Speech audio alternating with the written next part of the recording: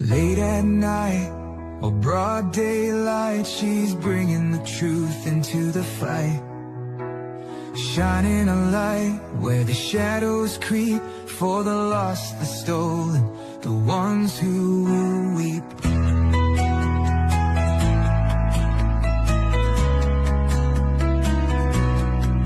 She won't turn away, she won't back down, even when the loony clowns come round.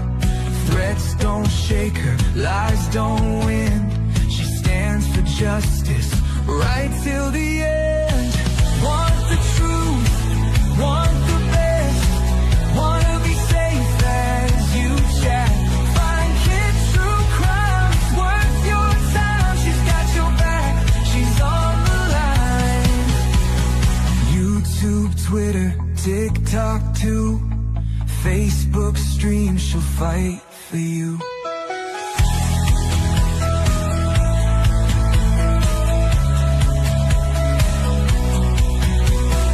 Some chase fame, some chase views, but she fights for those with nothing to lose. For the kids who vanish without a trace, she won't stop till she cracks the case.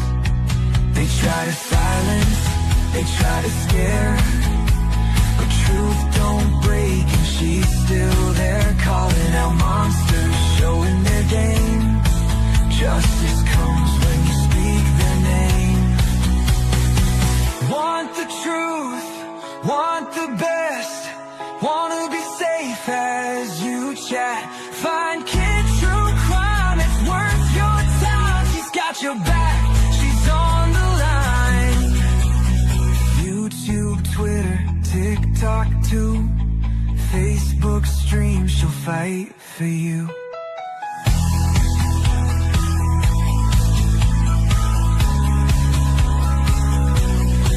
So if you're lost or need a voice, kids stand strong, she makes the choice. For victims gone, for those in need, she's fighting hard, she won't concede. Want the truth, want the best, wanna be safe as you chat. Find kids through crime, it's worth your time. She's got your back, she's on the line.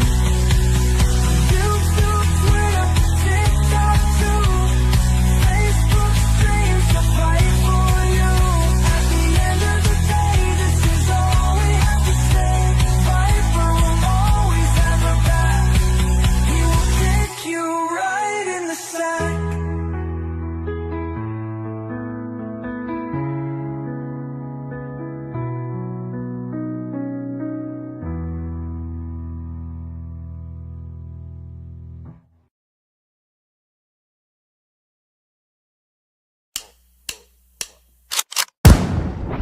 They call me a god,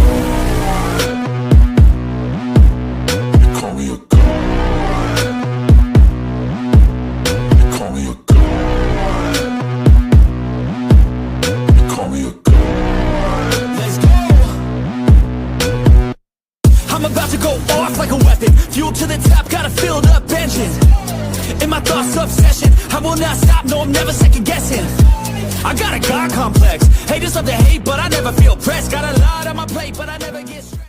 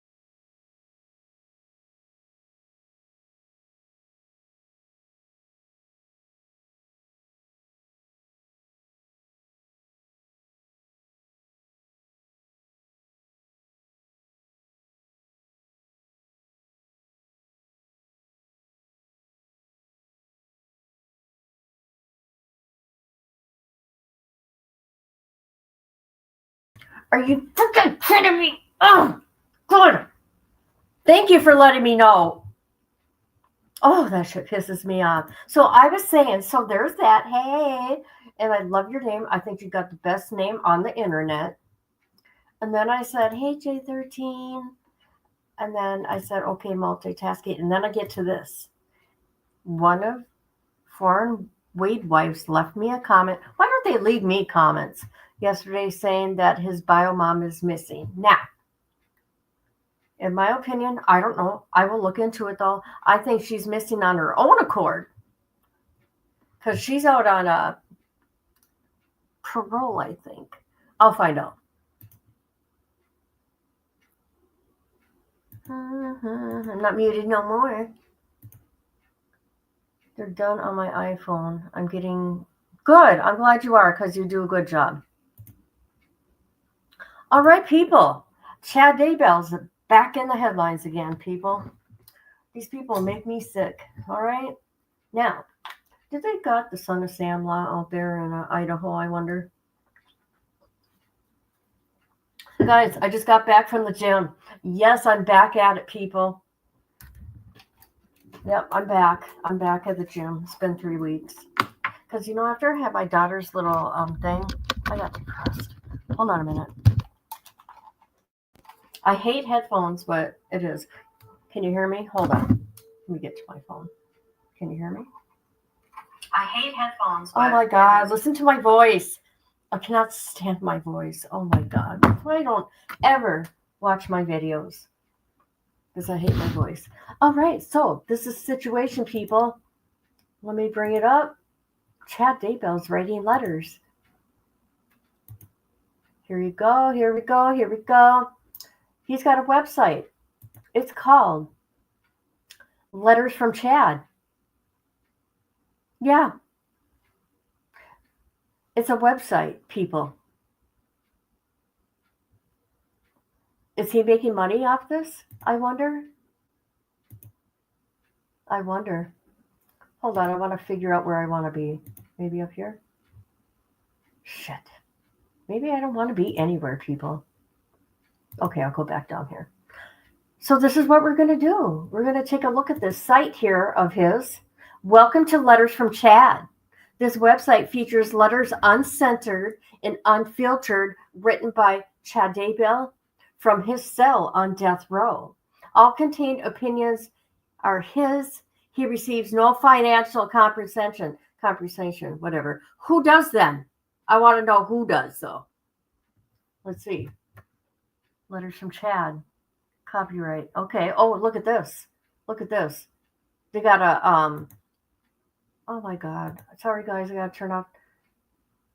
Okay. We are going to, oh my God. This is bullshit. Okay. Never mind. I'll get to it. All right. Here we go. We're going to read letter 1. Oh my God. Are you kidding? Oh my God. I might need somebody up here with me. Holy shit. People, I just see this and like, we're on it. Hello, my friends. I ain't your friend, Chad. This is Chad Daybell writing to you from my cell in Idaho Maximum Security Institution. This is first of several letters I will send. I want to thank everyone who sent me cards and letters while I've been incarcerated. Your kind words of support really helped me. I cherished each one. Who's doing that?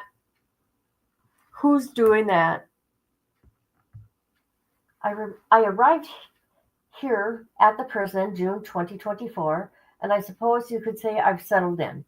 As for death row itself, I won't be sharing details about my daily schedule or information about my fellow inmates. As the newest arrival on death row, it isn't my place to talk about such things. It really is a different world in here. Well, but I'm surviving. And I spent a lot of time working on my upcoming appeals. Wow.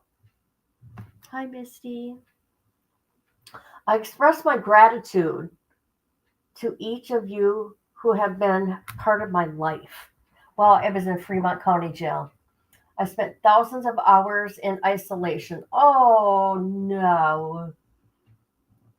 In your portal? Do you mean in your portal?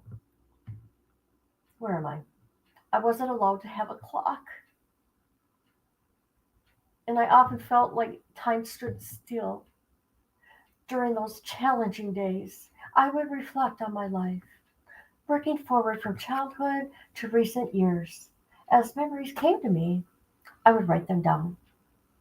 The names of the people who have been positive influences in my life, I felt strengthened as I remembered my extended family members, neighbors, co-workers, schoolmates, school classmates, business associates, church members, and friends I have the privilege to know. You have enriched my life in so many ways. I'm using this method to share my story because I want you to receive it uncensored and unfiltered directly from me. I am aware how I have been portrayed in the media. Frankly, those portrayals of me are unrecognizable. Oh, shut up already. I am not the man the media has created. No, you are the man that you have created. You created your own misery, nobody else. I am not a cult member. Yeah, you did. You had your little cult of people who should be feared. I don't fear you, Chad. I am not a conspirator or a killer. Yes, you are. I have never been. I am a father, a grandfather, a husband, a son, a brother, and a friend with a firm faith of the gospel of Jesus Christ. Quit using that.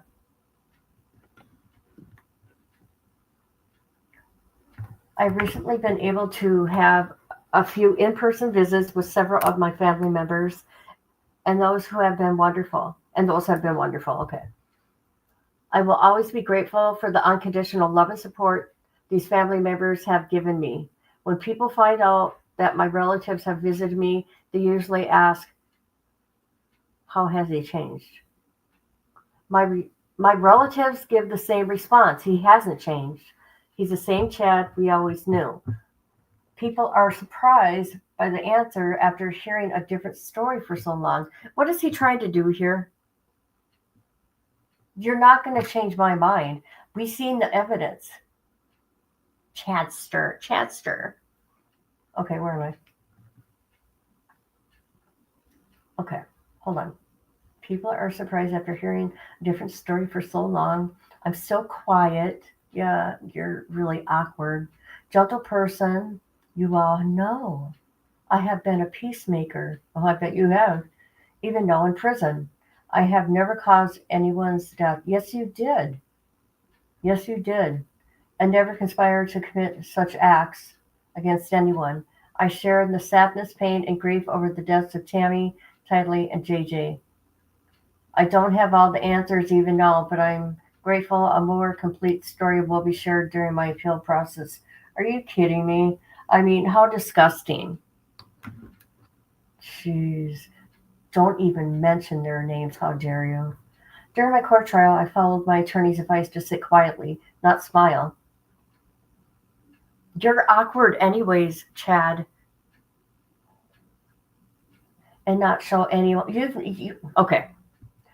Chad Daybell, we all know he is awkward anyways. He's weird and he's monotone. He's monotone or whatever you call it.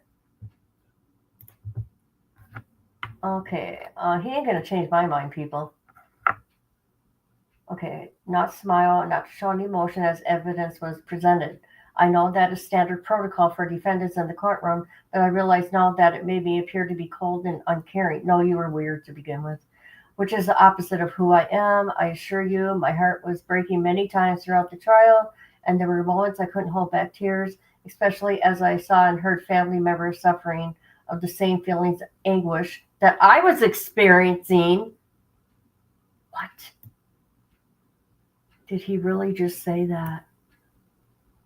Did he really just say that? A key purpose of this letter is to share with you that I had hope would have been explained in court. You know what? Let me tell you something. Chad Daybell had the opportunity to address the court. He chose not to. If he was so innocent, right, he would address the court and say, I did not commit these heinous crimes. Right? Don't you think? No, he chose just to, nope, not do it, not say nothing. Not say nothing for the families, not give the families anything. Okay, where am I?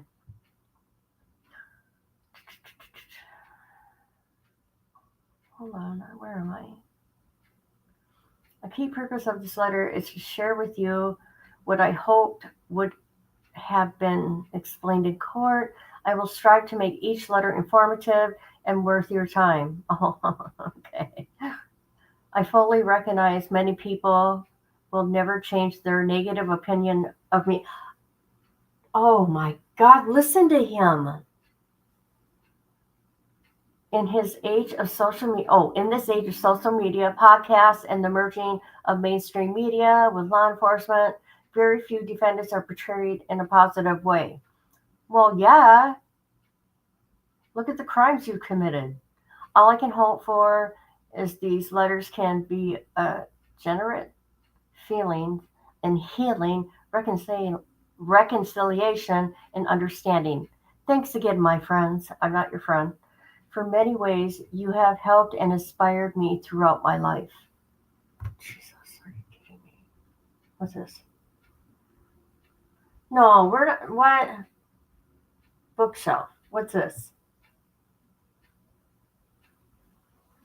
I don't care. We've already heard all this stuff about you. Oh, look at what he's doing. Hold on.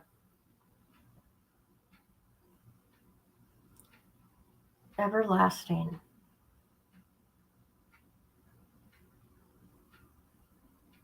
Hold on a minute. What is he trying to sell here? Okay, that's a book. Oh my God, what's this? Oh my God, you guys, this is a lot. Oh my God, notifications. I'm sorry. Let me shut them off. All right, people, let's back it up. First, I'm going to come into the chat and say hi after I turn off this notification because it's driving me nuts. Oh my God, what's going on? You know what, people? I need a new laptop. I can't handle this no more. I've done everything in my power to fix these problems I'm having.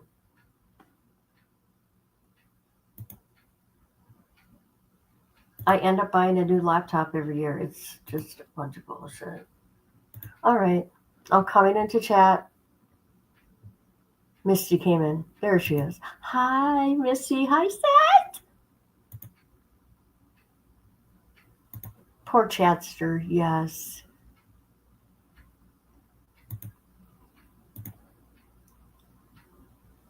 Right.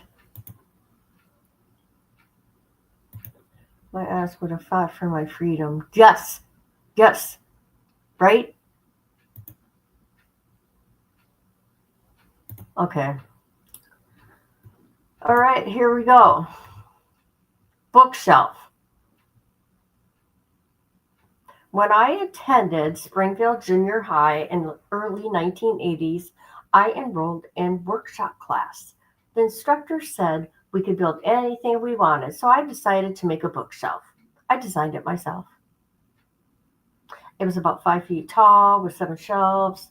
I was pleased with how it turned out. Over the past 4 decades, that sturdy bookshelf has become our family's most enduring piece of furniture.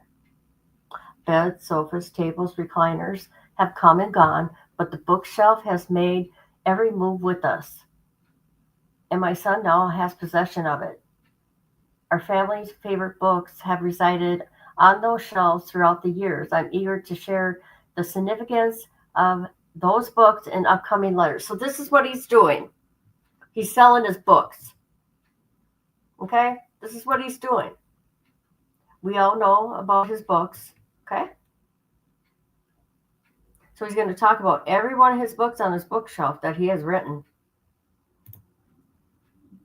One of the most important books I have ever read is Life Everlasting by Dwayne Crowther. It was one of the first books placed on my new bookshelf. Oh, okay, I see what he's doing. After I discovered the book as a teenager, the book examines eyewitness accounts of more than 200 individuals who have ventured into the spirit world and returned to tell their experiences. It is LDS themed, but the truths it contains apply to everyone. I'll be sharing quotes from it in many times in upcoming letters. If you have any interest to where we came from before birth, why we're here on earth, and where we go after death, Life Everlasting provided these answers. This book was first published in the 1960s, but Dwayne released an excellent updated version, 2008, with 5 additional chapters, and he gives you the link. Musical notes. Is anybody asking him these questions? I mean, for real. Or, okay. I love all kinds of music, and in my upcoming letters, I will sometimes mention songs that have been the soundtrack to my life. Rather than disrupting the flow of letters, okay, I see. By discussing a song importance to me, to that point, I will include these musical notes afterwards to give added meaning and depth. Most of my memories are tied to significant songs that had an influence on me. However, during my first 3 years at the Fremont County Jail, I rarely heard music. Oh my God. I was a genuine hardship.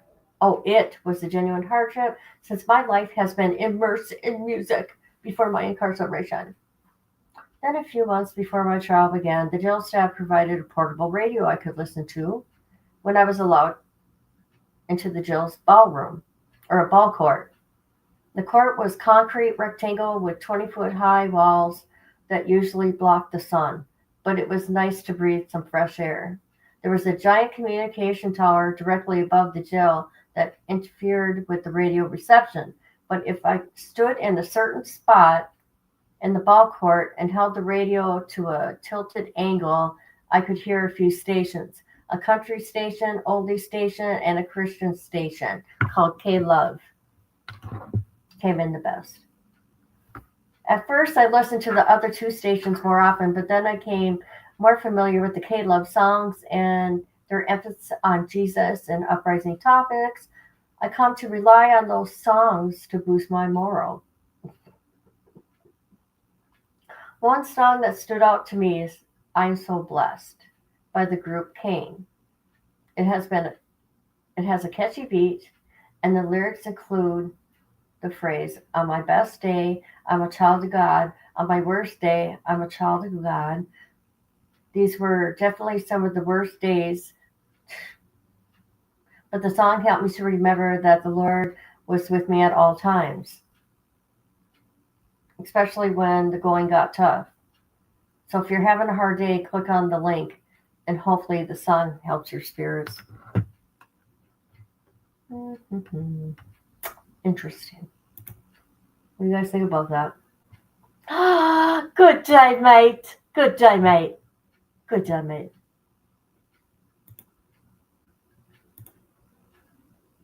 As long as he keeps in there. What do you guys think about all this? Well, I get a drink of my Propel. Oh, my poor back.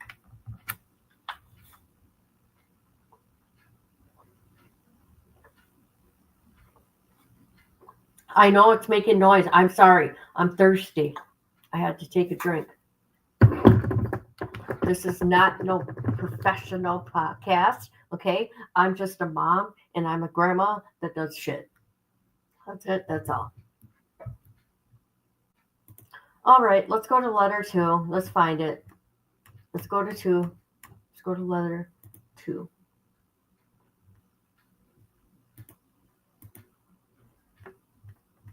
Oh, Jesus.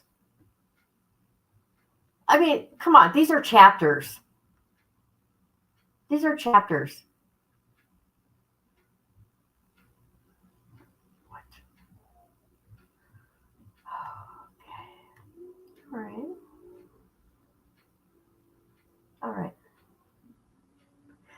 This letter is devoted to Tammy. Ooh, boy, he did not. I loved her. I loved her. I love her. It should have been, whatever. I loved her and I still do. She was my life partner and the mother of 5 amazing children. We built a wonderful family together. We were married nearly 30 years, and I always sought to keep her safe and protected. She was the anchor of my life, and I never considered harming her. What? What? You never considered? What? But you did. You cheated on your wife with Lord Vella for what? A year, 2 years? And married her, what, 3 weeks after you took your wife's life? Just saying. Tammy has increasingly severe health issues in the final months of her life, but very few people knew about them. Oh, stop it. She was intensely private person who rarely shared personal details with others, much less that her health was suffering. She would put on a brave smile in public and act as if nothing was bothering her. But even those of us who knew about her health struggles never expected her to pass away so sudden, and her death was somewhat overshadowed and the remarkable woman that she was. Okay, let's say you guys remember Chad Daybell buried her quickly and did not want an autopsy on her. Wouldn't you think she has these health issues, right? Don't you think you would have wanted to know what health issue that was that took her life for your children and your grandchildren? So, for preventive measures, right? What you think? No, he wanted her in that grave right away. I want you to know that living, vibrant, beautiful Tammy, who blessed so many people with her talents and unique traits, she was strong yet delicate. We were united in our parenting efforts, our religious beliefs, and in publishing company. We operated together for 15 years. She radiated goodness and charisma, generating a positive impact on everyone around her. She was very kind, loving, but especially to the children and animals. Yeah, Jesus. She was always on the lookout for the underdog who might need a boost in life. Tammy and I got married in our youth. I was 21, she was 19. And over the years, we essentially. Hold on.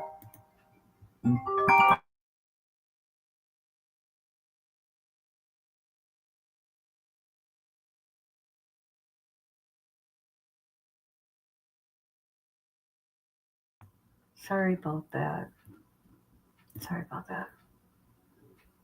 Okay, where was I?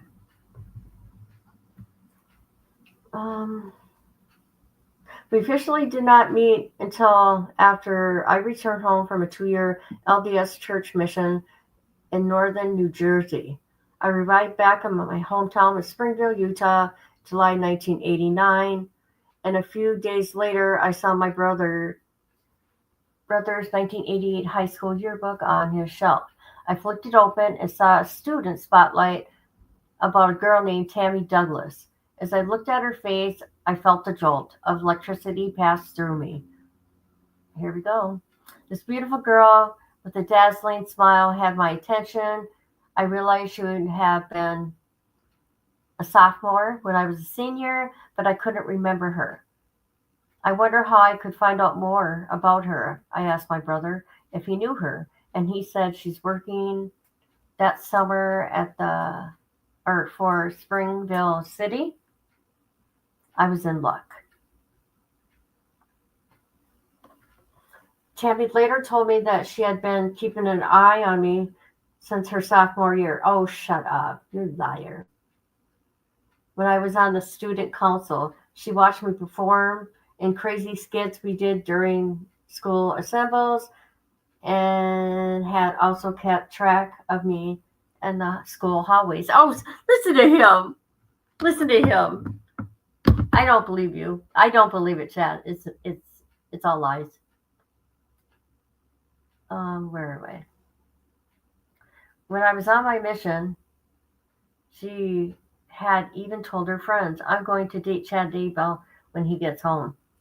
He thinks he's something, people. Who's writing him and telling him that? Putting that shit in his head. I attended a church activity about a week after the yearbook experience. I spotted Tammy immediately when I entered the room. She was playing volleyball. So I joined the other team. So we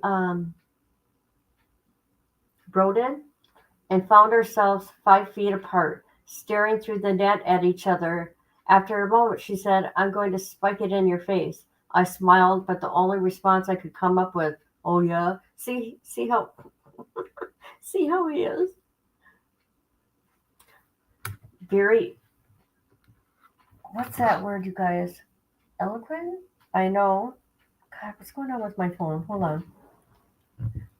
But in reality, she had me tongue-tied. Tammy's eyes seemed to sparkle, and I was delighted that this petite, dynamic woman, clearly spunky as well, I was smitten. Okay, what about Lori?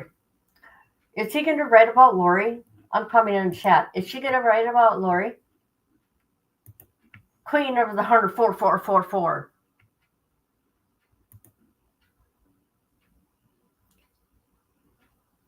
Oh, man. Stop it. Stop it. He better be writing about Lori.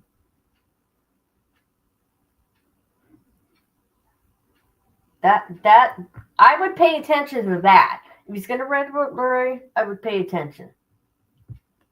Okay? Where are we? When I got home, I couldn't get her out of my mind. So I called her and asked her on a date. I was very relieved and excited that she accepted. Her parents later told me Tammy had happily danced around the living room after she hung up the phone. Okay.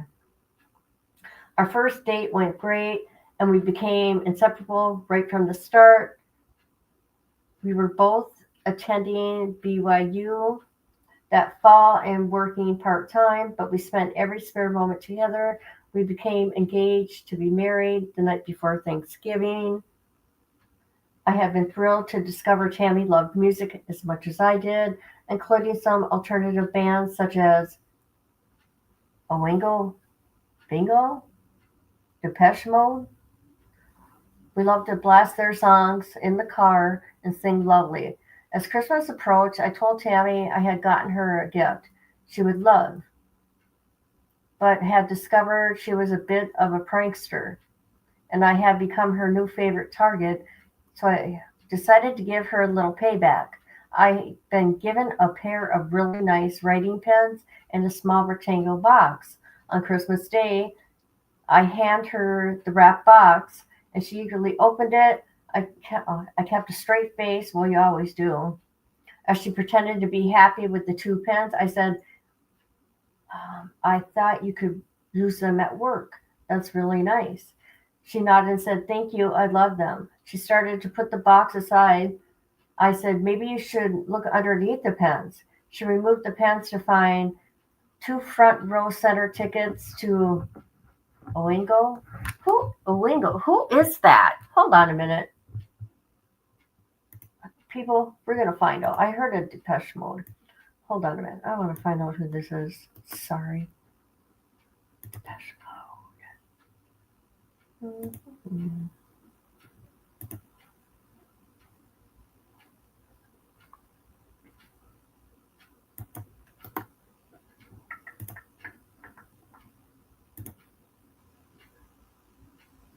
Oh my God. Hold on a minute. Maybe I do know this band. Maybe not.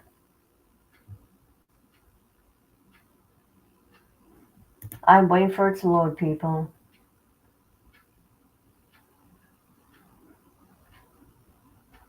Oh, my poor neck. Come on.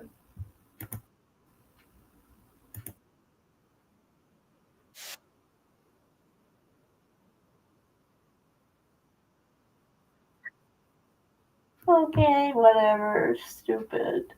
Sorry. All right, never heard of them.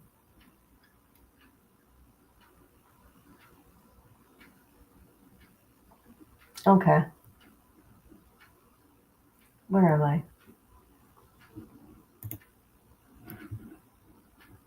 Okay. She let out a relieved laugh, then bowled me over, showering me with hugs and kisses. Okay, I thought in that faith, if you weren't married, you couldn't do that.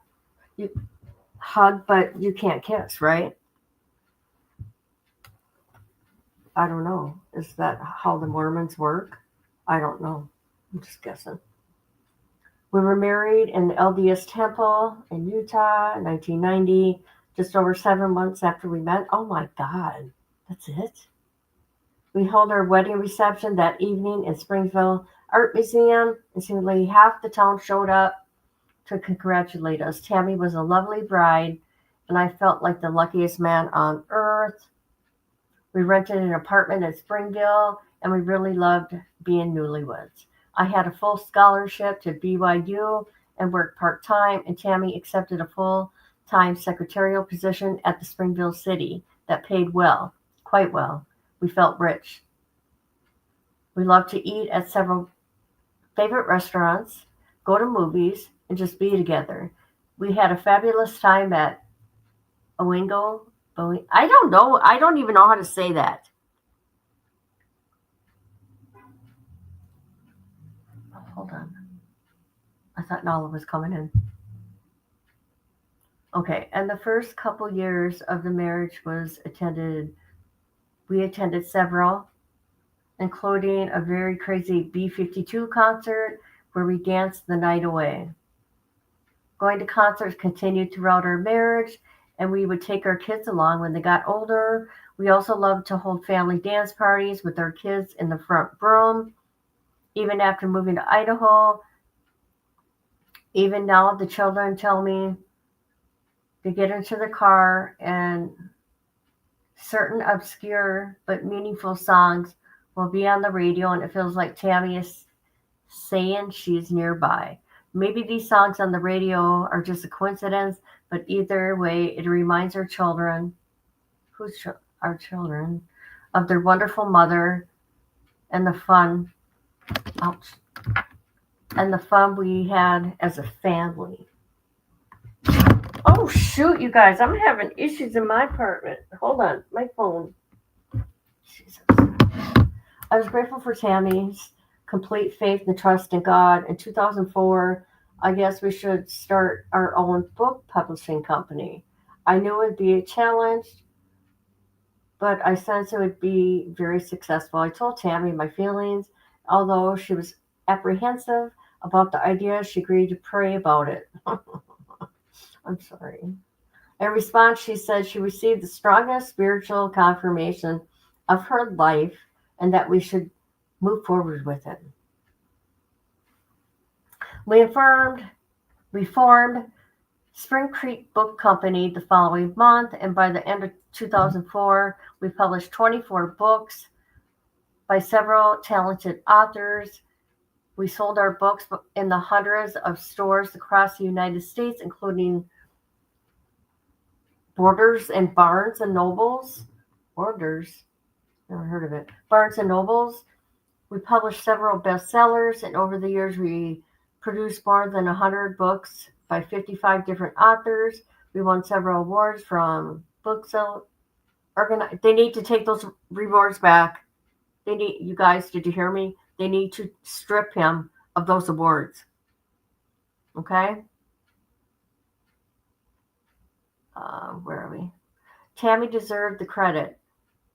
She was the backbone of the company, and she made great things happen through her promotional ideas and internet marketing. Tammy's mom, Phyllis, oh God, how dare him talk about her now too. joined the company as a lead salesperson, and the two of them were dynamic duo in selling books. I will stop here, but in the next letter, I will discuss families moved to Idaho in 2015. Oh, God.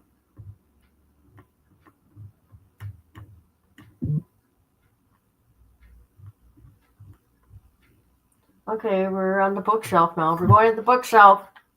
Hold on, I gotta take a drink of my Propel. One of my duties as the editor-in-chief at Spring Creek, book company, was to sort out through the many manuscript submissions we would receive. On the company website Tammy had designed, she had created a section of how authors should format their own manuscript and the types of topics our company was looking for. Our success grew. We were receiving dozens of manuscripts each month. There were a lot of aspiring authors out there. However, we only had a few openings each year.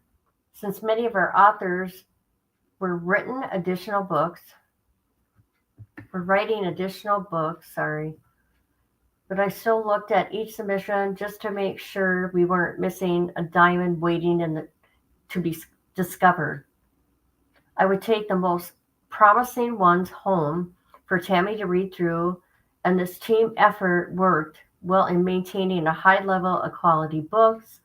It was hard to send rejection letters to those authors we didn't select, but I tried to recommend other publishers who might be a better fit for their books.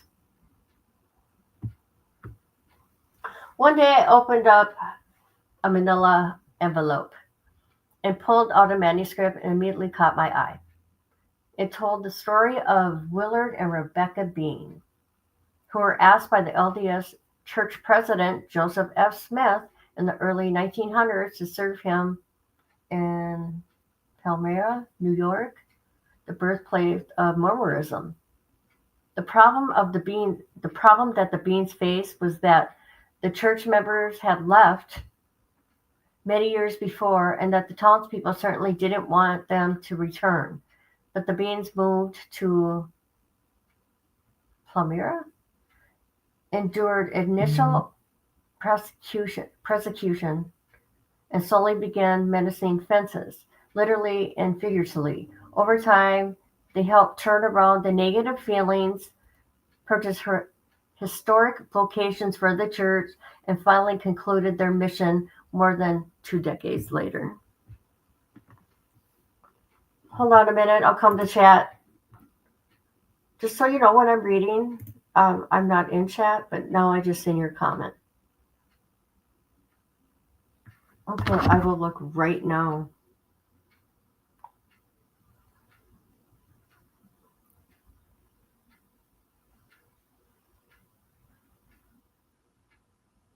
I will later. I got to make sure that I don't get struck for playing any of the music.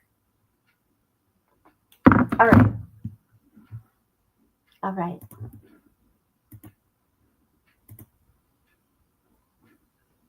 Where am I? The manuscript written by Rand Packer was powerful, inspirational. I couldn't put it down. It was one of the rare moments as a publisher when you feel, whew, this is great.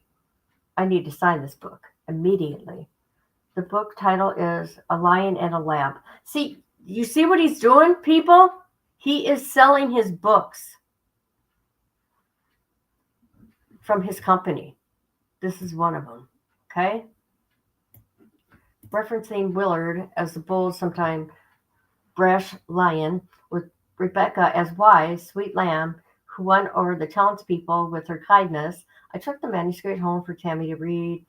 She was enthusiastic about it. We both knew it would be a bestseller. I contacted Rand the next day, and when we met, there was an instant connection, like meeting a dear friend.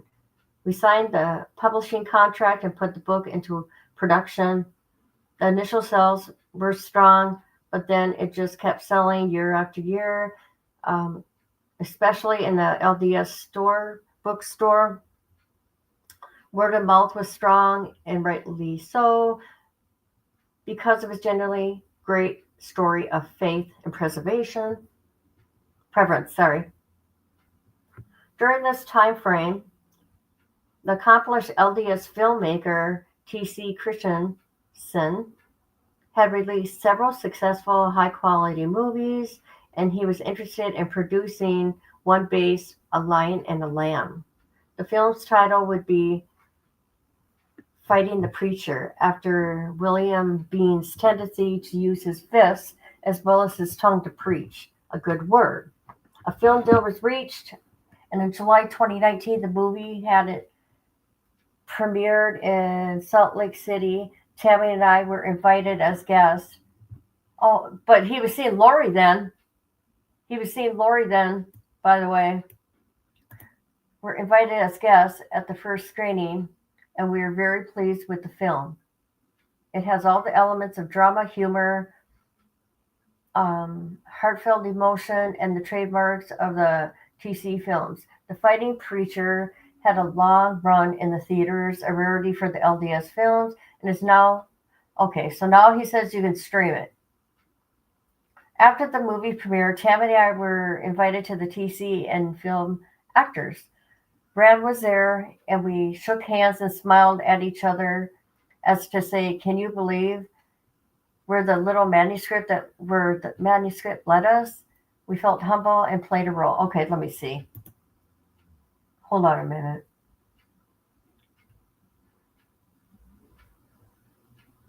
What was the movie called? Sorry, people. Where is it? The Fighting Preacher.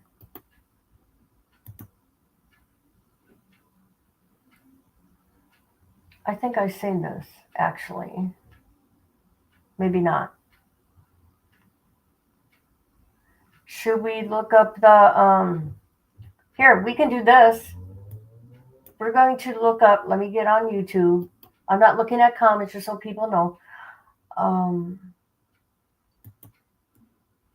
coming to YouTube, and we're going to look at the,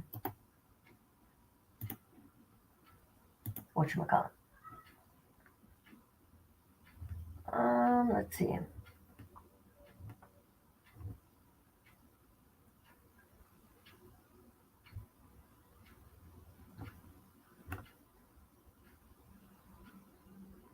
Hold on a minute.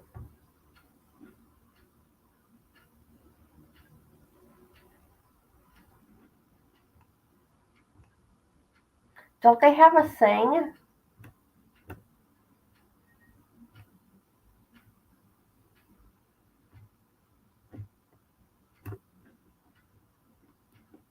You guys, I can't even think right now.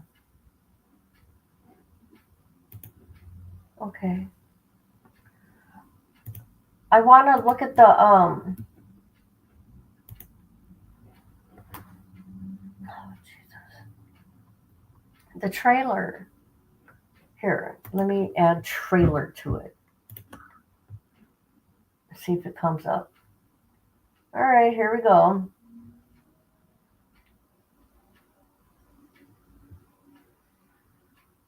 You guys ready? We're going to look at the trailer.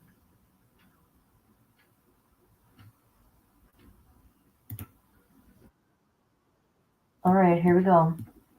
I guess I haven't seen this one, people. I thought I did by looking at the picture. Here is the movie he's talking about that, he was involved with. For the Joseph Smith farm. Now, this has been a hostile area for us. We heard you was coming. Listen, we can do this. I'll give it everything I have. It is the feeling of all who live here that you are to leave Palmyra. Good day. We're missionaries for the Mormon Church. I know who you are, Mrs. Bean. Go back to Utah where you belong. Maybe it's time to do what you do best. Well, come on! Put out a challenge.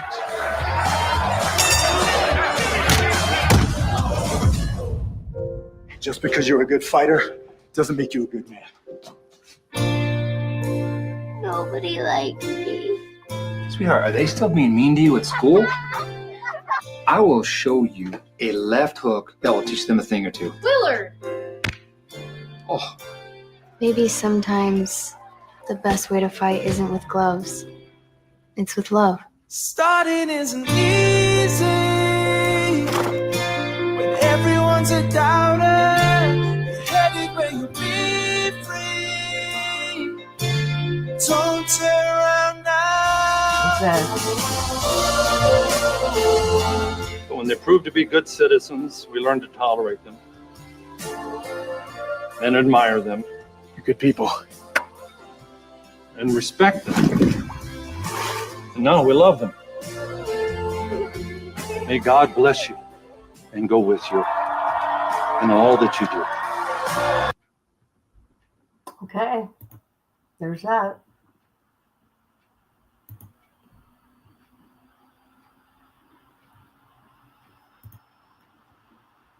Okay. Musical notes. Despite my love for music, I don't play an instrument, and my singing skills are barely adequate. I took piano lessons for about a year when I was 8 years old. It's all about him. Me, me, me, me, me. If he was answering, if he was actually answering, never mind. I'm going to shut up for now. Okay, I took piano lessons for about a year when I was 8, but I was much more interested in learning to play baseball. And my blossoming musical career came to an end. Meanwhile, Tammy had a natural talent for playing instruments. She first learned to play the clarinet, then she switched to drums. Then she was part of the Springville High Marching Band. When our kids began taking piano lessons, Tammy joined in and took lessons at the same time. Thankfully, Tammy's musical abilities have been passed down to her children, who all followed in her footsteps of learning to play the clarinet. As the 5 kids worked their way through Springville Junior High, Tammy and I enjoyed a decade's worth of seasonal band performances. Towards the end, we knew the songs pretty well. We were grateful to Mr. Booth, the band instructor, for the positive influence he had on our children. Some of our children have branched out to synthesizer, guitar, singing, and have produced some wonderful songs. In our family, we have different musical tastes, but one musical group that united us is a British band, King, with Tom Chaplin on vocals, Tim Rice Oakley on keyboard, Richard Hughes on drums, Jesse Quinn on guitar. Their songs just clicked for us. Tammy and I attended the band's first Salt Lake concert and loved it. And from there on, King concert in Utah became an event for the whole family. After we moved to Idaho, we still traveled back to Springville regularly. King was an essential part of our road trip set list. I believe King is currently on hiatus, but our family will always be a big fan. One of Tammy's favorite King song was Spiraling, which she loved to sing and dance to. She loved to sing and dance along with. Enjoy. Is this it? What? Oh, isn't that interesting? Hold on. I'm probably not going to play this because this band has almost 2 million subscribers.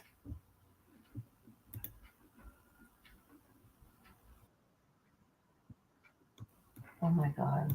Let's check it out. Let's check it out, people.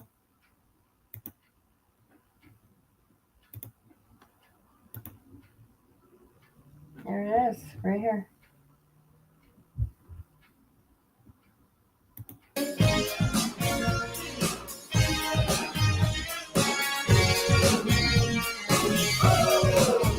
Okay, I'm not going to play no more.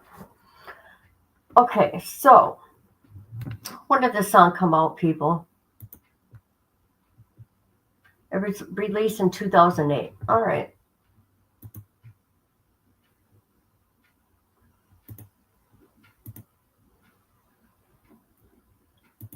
Back Misty.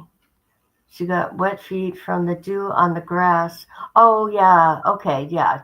You're talking about the dog. Uh-oh, something's wrong with my StreamYard back here. Hold on. Oh, interesting. I never heard of them either. Obviously, people like them. Oh, let's go back. Let's see about the author. See, there's Chad. This website is dedicated to the letters to friends and family posted on my behalf. Chad Daybell.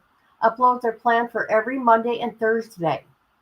All opinions are Chad Daybell's. Chad receives no financial compensation for the letters on this website or on the social platforms they're posted on.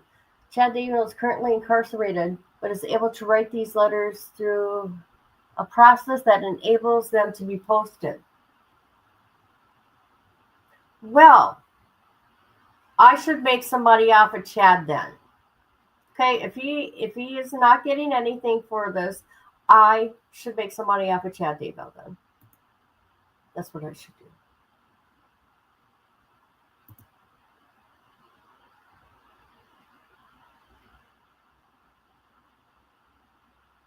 All right. Oh my God. Oh my God. Look at this. Anybody want to come up and read? Anybody? Holy shit. Anybody? If not, I'm going to take a break.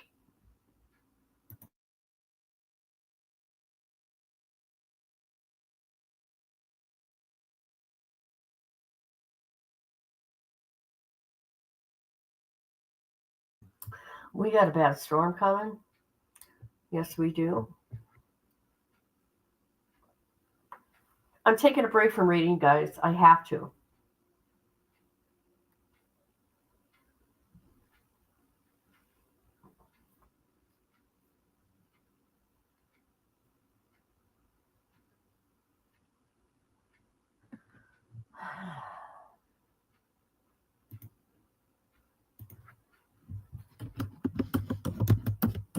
I'm looking at something.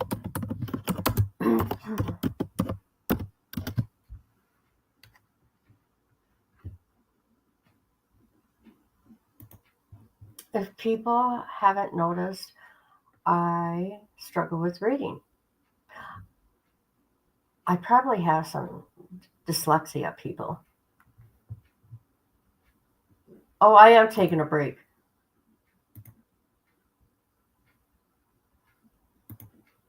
So nobody wants to come up and help me? All right, I see how you people are. Every one of you.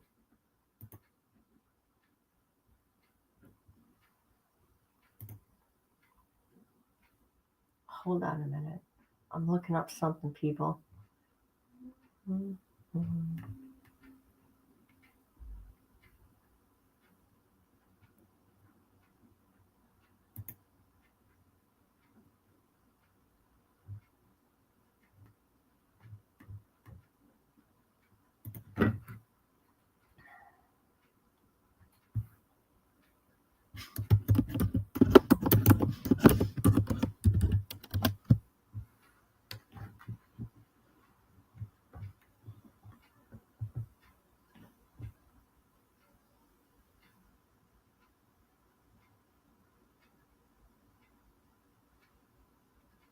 Okay, hold on.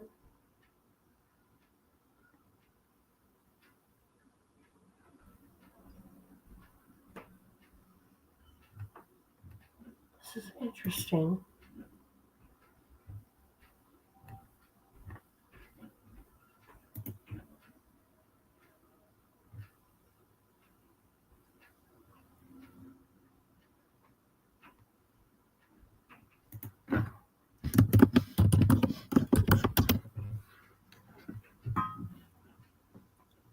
Okay, hold on a minute. I'm trying to find something for us.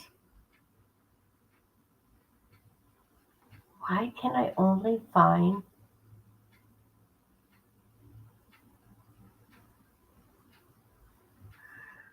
can only find Lori's. Why can't I find Chad's?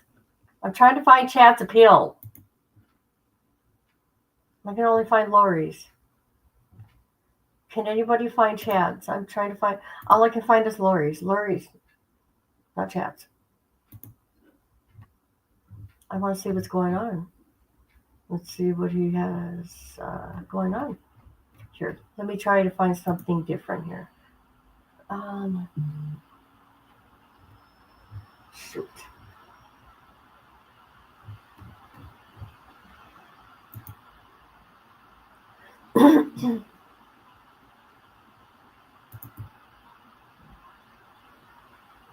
Okay, you know what? Here we're just gonna read this because I cannot find any information.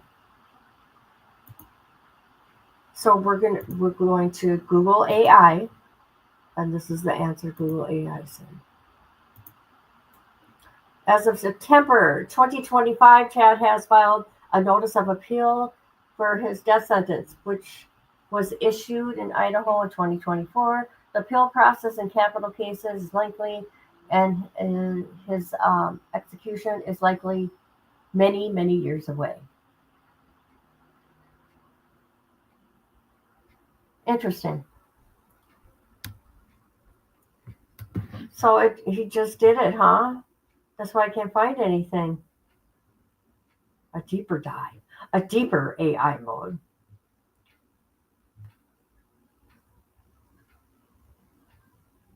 But Lori's is right here. We got Lori's, though. We got Lori's. Oh my God, 71 pages? Sorry, guys, we'll come back into chat. Hi, Karen. Hi, Karen. Okay, I'm going to carry on.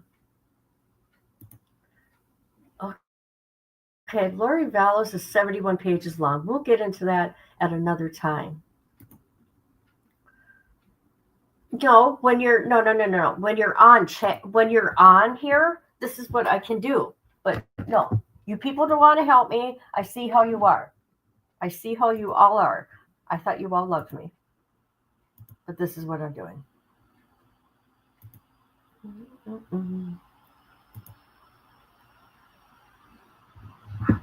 Oh, I'll make it big. I'll make it big for you guys. See, look it up. Look at that, people. Look at that.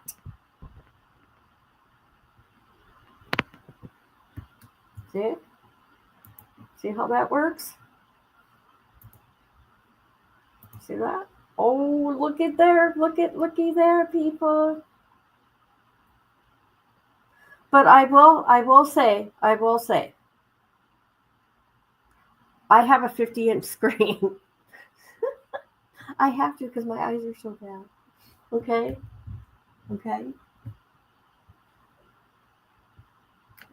All right. Let me continue.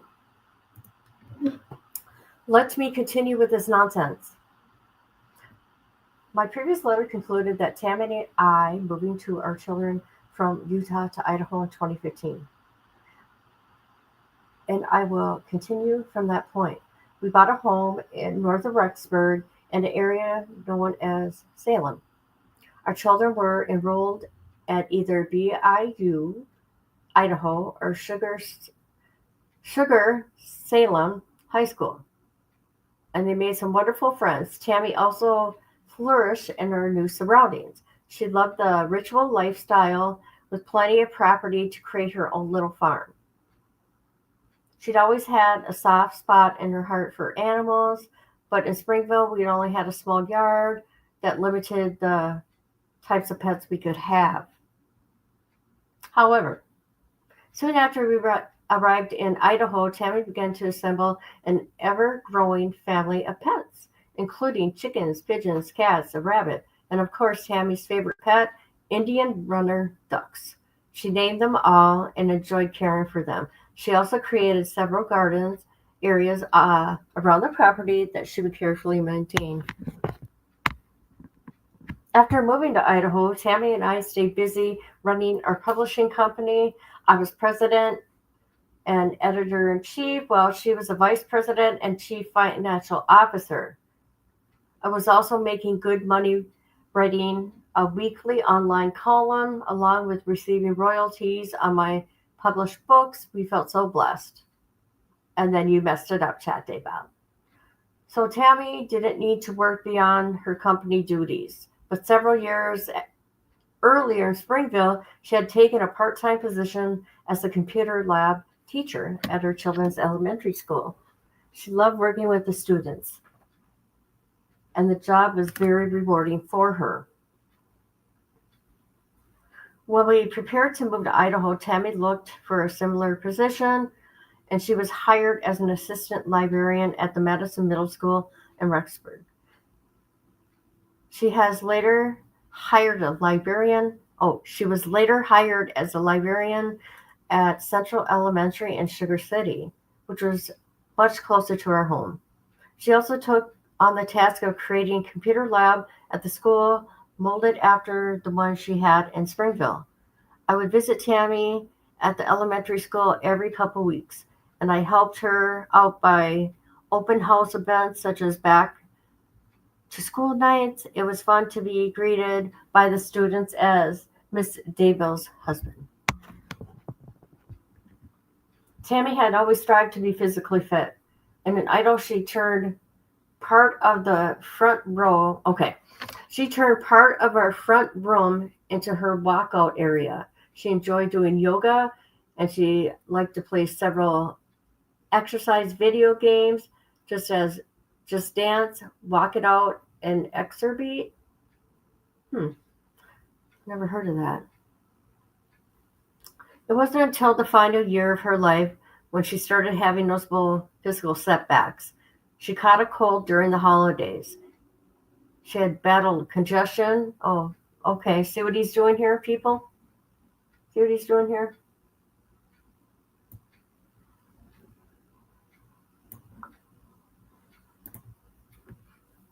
She battled chest congestion and a deep cough throughout early 2019. She was also experiencing menopause symptoms with regular flashbacks. Yeah, that's normal. That's nothing wrong with that. She was now 48, but she felt as she had aged 10 years in just a few months. Her exercise routine faded, and she became content to just sit on the couch, watch TV, and work on her laptop. What's wrong with that, Chad? Huh? You were out messing around. That's what you were doing, Chad, at that time. My children and I encouraged Tammy to go to the doctor for a full health exam, but she resisted going. She had grown up with firm belief in holistic medicine, and natural healing remedies to regain health. God. I had seen those methods produce many positive effects over the years, with Tammy having rapid recoveries, but this time seemed different, as if it had shifted within her body. I regret not being more insistent to having her get a physical exam, because there's 4 major reasons for concern. And they all got worse in 2019. Well, of course it did in 2019. You want to know why? You were with Lori Vallow. First, there was Tammy's lengthy colds and prolonged cough fits, sending her lethargically and overall lack of energy. This wasn't the same woman. We could work in the garden and care for all her animals all evening without stopping. She began using the phrase, need to sit down, almost daily after physical activity. The third reason for concern were her swollen joints and bloating in her abdomen. Tammy initiated tried to brush these things off as temporary water retention, but they never went away. One day she came up to me and partially lifted her shirt. She grabbed a hold of her belly and said, "Look at this. I can almost hear my guts slushing around." I'm thinking some things as I'm reading this, people. He's talking about He's talking about Tammy's body, right? And look at how little Lori is. Do you hear what I'm saying here? I'm probably not saying it right in words. But he's talking about Tammy and the weight gain. And then he's got Lori at the same time I do. Around the same time, I was with Lori Daybell. Nah, just kidding. I made that up. Around the same time, Tammy and my son attended a health wellness fair. They were examined by the nurse, who was bothered by how swollen Tammy's legs were and that she had developed varicose veins. The nurse urged her to see a doctor, but Tammy refused. She finally admitted that her condition might be more serious when she called me into the bathroom. One afternoon, I found her sitting on the edge of the bed, weeping away tears from her eyes. It was late 2019, and the new school year was about to begin. As she sat on the bed, she had a pair of pants halfway up her legs. These pants fit me just fine at the end of the school year. No, I can't get them over my hips. You see? Okay. Do you guys hear what I'm saying? And what I'm thinking? Or am I not making sense? Hold on, I gotta take a drink.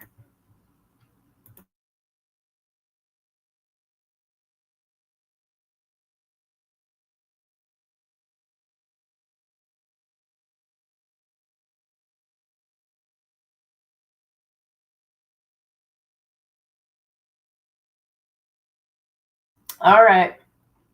Let me continue. Where am I?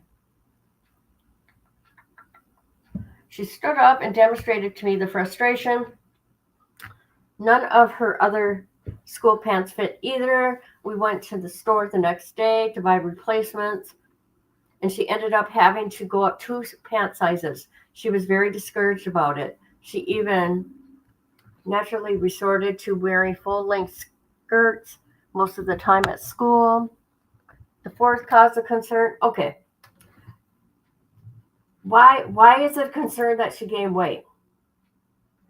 When you get older, us women, we get older. Well, for me, I'm going to say me.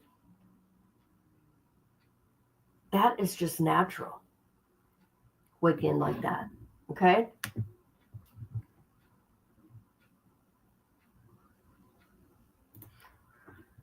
All right. Okay.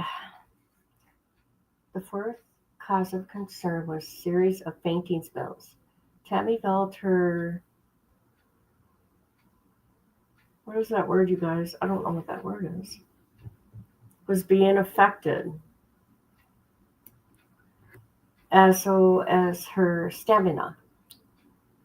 It wasn't unusual to find her in the kitchen with both hands on the counter with her head down. She would say, "I'm okay. I'm just a little dizzy." Tammy's first major fainting incident happened in April 2019. She had finished putting the animals away for the night. Did he start poisoning her in April 2019? Did he start doing something to her in 2019? Allegedly. Okay. She had finished putting the animals away for the night. As she crossed the back driveway, she blacked out and crashed forward onto the asphalt, injuring her wrist. She came into the house and explained to me what happened, saying her wrist might be broken. I urged her to go to the emergency room. She refused. She took a herbal remedy instead, and the pain went away after a few days. This summer, we went to the LDS temple, and during one of the ceremonies, Tammy fainted, collapsed backwards, and then threw up all over her dress. She was embarrassed as the temple medical team rushed to care for her.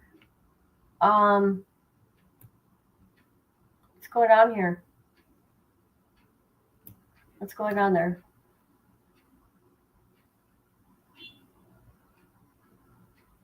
What is he feeding her?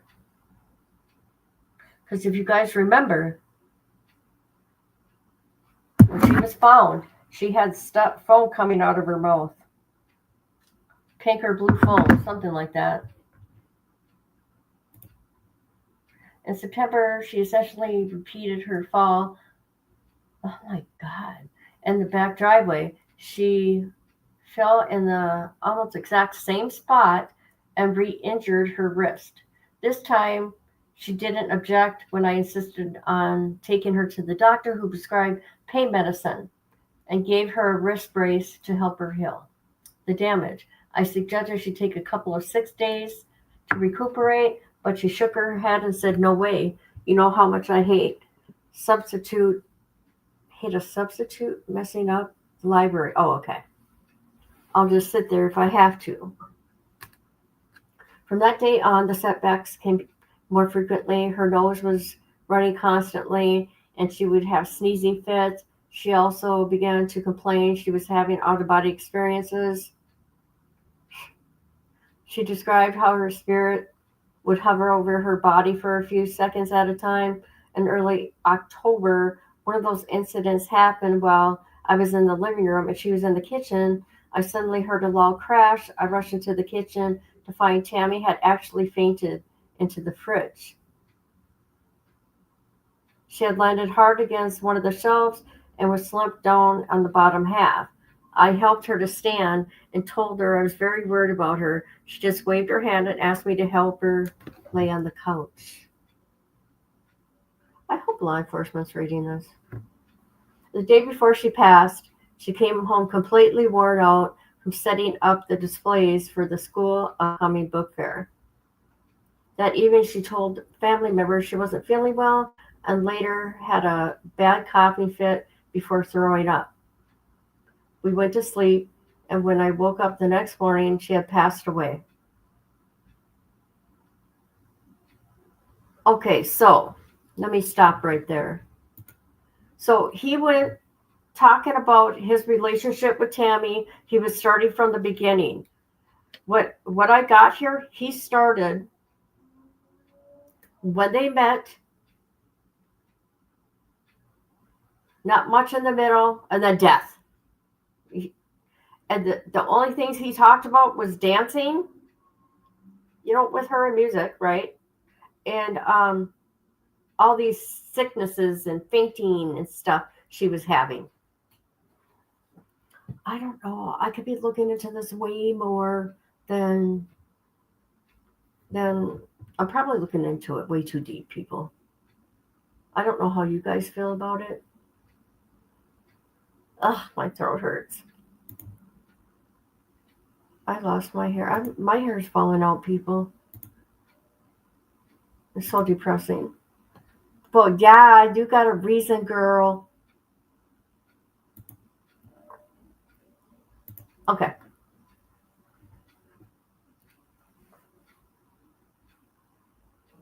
The day before she passed away, she came home completely worn out, setting up the displays for the school upcoming book fair. That evening, she told family members she wasn't feeling well. Okay. And later that day, had a bad coughing fit, throwing up, went to sleep. Okay. Oh, I already read that. I will describe that terrible morning in subsequent events in a future letter. But as a word spread of her death, everyone was devastated because she had been a powerful, wonderful influence to many. We all feel that loss every day. I miss and love her. Whatever. Tammy was a true angel on earth, and I know she's still watching over her family.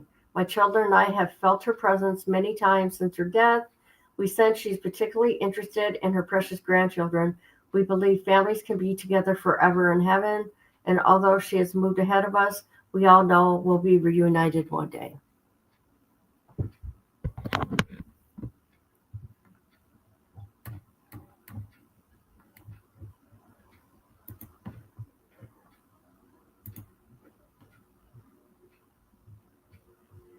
Holy crap. He's writing books, people. He's writing a book. That's what's up right here. That's what's up.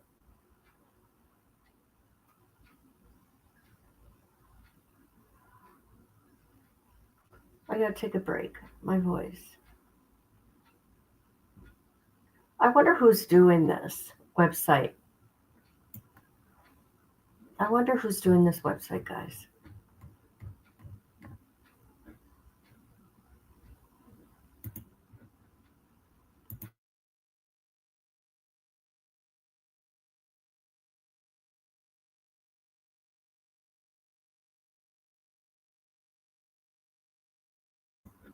Are you talking to me? Okay, good. You got to realize that when I'm reading, I'm not at StreamYard, so I'm not looking at the messages. Every time I say I'm going to come into StreamYard or going to come read messages, yeah. Okay, girl, you can do this. Hold on a minute. Here's the link. I got my J13. Coming to help a sister out.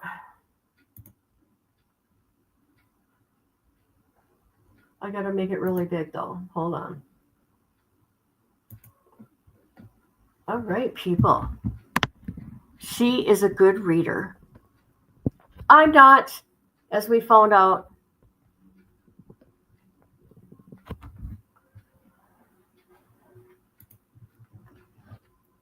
Let me get this down.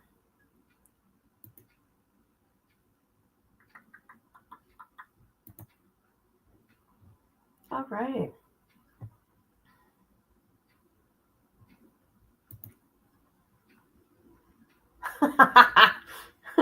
I can't bring myself to follow him.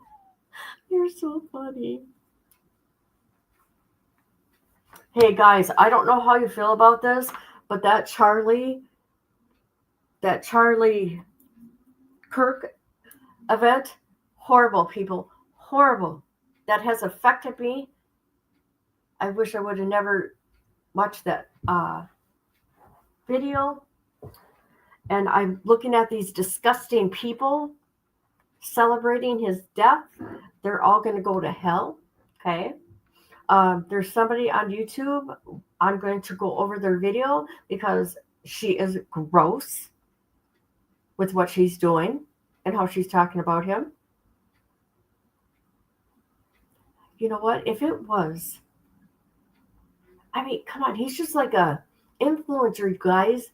He's just like I'm not saying he's a nobody, but you know what I mean? He's not like a president or a candidate or anything like that. He's just a guy that liked to debate. He would listen to you, your views. Well, people are screaming at him, right? Ranting at him. He's just sitting there listening. Can you send email? Yeah, sure. Can you send link to your email? Why can't you? I sent it in chat.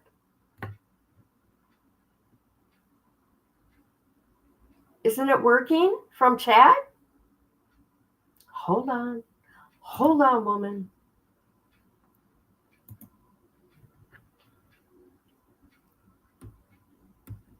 Okay. Now, let me say something else here. Why isn't it letting me do this? There we go. All right, it should be at your, okay, it's set. It looks bad to follow Chatty Boy. Play your video, Kit. The one with him. Okay, I will. I know that's your favorite that I've done of him. Let's do it. Let's take a little intermission. They call me a god. They call me a god. They call me a god. They call me a god. Let's go. I'm about to go off like a weapon. Fuel to the top, got a filled up engine. In my thoughts, obsession. I will not stop, no, I'm never second guessing. I got a God complex. Haters love to hate, but I never feel pressed. Got a lot on my plate, but I never get stressed. They call him a god. Hi, J13. Hello.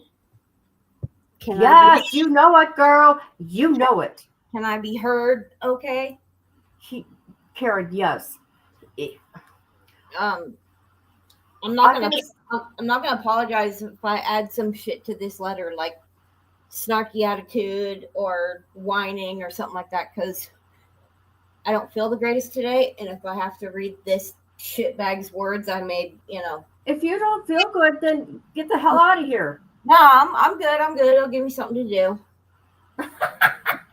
Listen to me. If you don't feel good, get the hell out of here.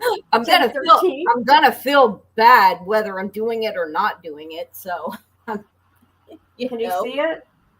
Yeah, I have it up on my biggest TV. So yes, I can see it fabulously on the TV. Okay, good. So as long as you guys can hear me well enough down there on my laptop, I'm going to do all the things that we were warned not to do as a kid and stand, about 30 inches away from my TV. If that. All right, are we ready? Ready. Okay. This letter begins with a key event in my life that occurred in 1987, early in my LDS mission to New Jersey. I was part of the first group of Spanish-speaking missionaries. Who knew? Anybody else know that Rad Chad could speak Spanish? Wow. I don't know. Wow. Spanish-speaking missionaries called to the New Jersey Morristown mission. We would be sharing the gospel in some rough urban areas. Oh, dear God. Chad went to the ghetto, where LDS missionaries had rarely ventured before. I wonder why. My mission began with 9 weeks of training in the Missionary Training Center in Provo, Utah, after which our group of 6 missionaries flew to Newark International Airport. We soon met our mission leaders, Dan and Barbara Workman. We immediately felt their love and concern for us, which continued throughout my life. Oh, how lucky you are. Thank you, Sister Workman, for your recent letter I received here in prison. Even now, you show such Christian-like support and care for your missionaries. What? Wait a minute. I call bullshit. So he said they're saying that a sister? Yeah. One of the elders is still. Wow. Okay. I call bullshit. Yeah, showing such Christ-like support. She may have reached out to you, Chad, but she was probably saying something like, repent. The next morning, President Workman introduced me to my first companion, Elder Hansen, who would function as my trainer. During my first couple months in New Jersey, all male LDS missionaries use the title of elder, while female missionaries go by sister. Elder Hansen was a confident Californian who spoke fluent Spanish, while I was just a timid teenager from a small town in Utah. He was the right companion to help me cope with the culture shock I was experiencing. Oh, Jesus. I bet. She gonna throw small town Chad into somewhere in the middle of Jersey? Hold on a minute. I just read a comment. I gotta laugh. Hold on. Karen says, I believe in free speech, so I will attempt to bear with hearing. That's just funny. I like that comment. Okay. Oh my God. Too much. Wow, it's a word I don't think I've ever seen before. What is that? Proselytizing? Okay, I'll go with that. That doesn't happen very often. Our proselytizing area was the industrial city of Patterson, and I soon learned the citizens weren't always friendly. You think? As Elder Hansen and I walked through the city on our way to an appointment, I waved to a man sitting on a porch step. About 15 seconds later, a couple of apples came whizzing past our heads. Are you sure those were apples? Then a block later, I waved to 2 young boys, and they both threw a glass bottle at me. How did they threw 2 bottles, or they threw the same bottle with 2 hands? I decided waving to people might not be the safest thing to do. Okay, Chad. To reach our appointment, we had to walk through one of the city's most dangerous areas. Ahead of us, a gang of teenagers was taking up the whole sidewalk. I was praying hard for protection. Somehow, we made it around them with only a few snide comments. I didn't wave. Smart guy, Chad. We finally reached. Oh, Jesus. Dog, really? Hang on. Pause. Pause. Dude, really? What are you doing over there? Did you hear that? I just heard air freshener. Damn straight. Okay. Thank you. Much better. Phew, fucking dog. Oh God, dog farts? Yeah. Aren't they the worst? Oh, geez. Whew. Yeah. And I'm positioned right in the perfect spot of the ceiling fan to where it kind of lifted it up from where the dog is and fanned it and dropped it right up over me where I'm standing. So, yeah. Phew. Okay. I think I'm at the very top, right? Yeah. Yeah. We finally reached our destination and knocked on the door several times, but no one answered. I suddenly felt exasperated and overwhelmed, and it must have shown on my face. Elder Hansen stuck his index finger in. Oh, I was wondering where he was going with that finger. Stuck his index finger in my chest, pushed me against the wall, and said, "Don't start having doubts, man. You know this is the true church, and that Joseph Smith was a prophet. Are you going to let a bunch of losers on the street corner change your mind? I thought you were bigger than that." And apparently he wasn't. Then he started walking back to the street. I was humbled and humiliated, but I caught up with him. We didn't say a word to each other, but he had made a good point. Okay. An image of the Apostle Peter denying Jesus Christ came into my mind, and I suddenly felt very ashamed. Chad, I call bullshit. When we reached our apartment, I went into our tiny bathroom and said a fervent prayer to the Heavenly Father, apologizing for my weaknesses. Then I gave thanks for the prophet Joseph Smith, and suddenly my mind opened up, and I felt like I was actually witnessing the first vision when Joseph, as a 14-year-old boy, saw and talked with Heavenly Father and Jesus Christ. I felt the Spirit of God burning within me, and I knew without a doubt this event really had really happened. That day, I had experienced fear, exasperation, and even doubt, and then I received an outpouring of truth and comfort. Good God, this guy's a drama queen. We had a bold, powerful group of missionaries, and we accomplished much good in that area. I find that kind of hard to believe. That's a heavily Catholic area. Elder Hansen and I eventually became close friends, and after our missions, we stayed in touch. He later moved to Colorado, where he became a successful businessman, and he and his wife raised a beautiful family. Why did I share that experience with you, my faithful letter readers? Because from that day on, I've been completely devoted to the LDS Church. Oh, did I have to read that part out loud? Because that sounded like it came from me. I've served in many different callings, including being a part of 4 different bishoprics, I think that is. During that time, I was asked to assist with several church disciplinary councils that were held for members who wanted to clear up misdeeds in their lives. Okay. These meetings usually began with some awkward feelings, I bet.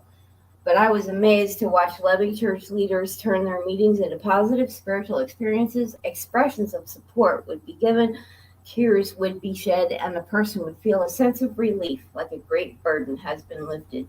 It was inspiring to watch a humble church leader help a person who felt desolate and alone regain hope and faith through the atonement of Jesus Christ. Amen. Can I get an amen? Hallelujah. Hands up in the air. Give me an amen. With that background, it is true I'm currently excommunicated from the church. Huh. I wonder why. Oh my God. Listen to him. He's going to whine about the church now. He's making it sound like it's just no big thing. I'm currently excommunicated. This is all for me. Yeah, I won't be excommunicated forever, but just right now, currently, I'm excommunicated. Sadly, I didn't receive an opportunity to have a compassionate church leader hear my side of the story. I would have happily welcomed a visit from my church leaders during my 4 years in the Fremont County Jail, but no one ever came. Instead, I learned I had been excommunicated through the mail more than a month after the disciplinary council had taken place. Oh my God. You listen to him. I don't bag on anybody's religion. Everybody, fine, go do whatever makes you happy. I don't really jive with the LDS church, but I'm not going to disrespect them either. However, Chad, Lori, y'all took whatever LDS beliefs you had and you twisted it into some psychotic, delusional, crazy cult. What you guys were practicing had nothing to do with the original LDS beliefs. You guys are whack jobs. Right. At the jail, the deputies would put any mail addressed to me in a big manila envelope, which was held until my attorney's next visit. He and I would then sort through the mail together.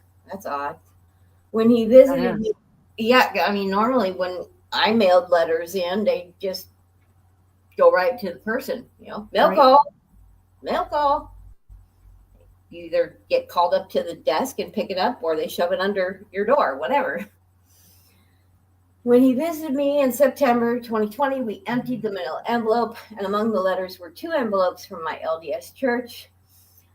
Stake president, my local leader. I'd had a good relationship with him over the years, and I initially expected these envelopes to contain letters of kindness, support, and encouragement. However, I opened the first envelope and read a printed form letter informing me a disciplinary council would be held regarding my church membership. It felt like an arrow had pierced my heart. I took a deep breath and opened the second envelope. This letter said the council had been held and I had been excommunicated for apostasy. I guess that Hold would on. We're gonna Google that. Apostasy? I've never heard of that word. Yeah, that's a new one to me too. I mean, I'm sure it has something to do with abandonment. Yeah. Abandonment. Yeah. Oh, who cares? Chad, who cares, Chad? Yeah. The letter stated that I had 30 days to appeal the decision, but by that time, the deadline had already passed since the jail had been holding my mail. I have still never found out what evidence was presented. Oh my God. Let's see. The people turned on the local news, Chad. Jeez. Oh, I don't know. Maybe it was the fact that, he cheated on his wife. Yeah, at the very least, the cheating right there will get it done. But yes. the unalived people and all of that. Hello. How does he? Okay. The children were buried in his yard. He's never going to change my mind. Ever. All this distancing language and feigned ignorance as to why he would be excommunicated. Like pulling one of my mom's tricks. Well, I don't think he was ever godly. I think he faked it. I think he faked it all. Oh yeah, for sure. His whole life has been a book, a fiction book. Yeah, that is. He lived in some fairy tale land, and he made some of the practices of this church and twisted it to his own benefit. Bizarre. Where are we? Oh, let me go up. There we go. Yeah, it's on the I have still part. Ready? Yeah. I've still never found out what evidence was presented in the disciplinary council or testified against me. The church scriptures known as the Doctrine and Covenants.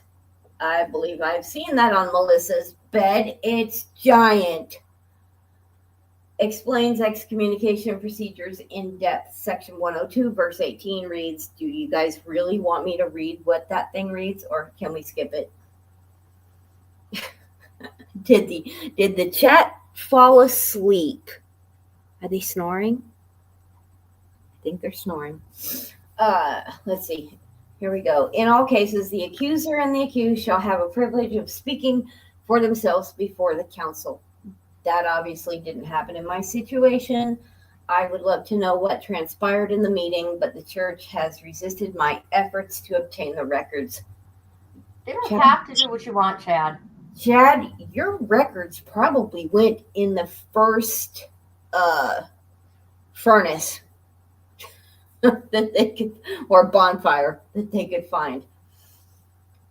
Oh, here we go. Oh, he's now going to try and sound humble, right? I readily admit I have many flaws and weaknesses that I'm striving to overcome, but I am not guilty of the great sins attributed to me.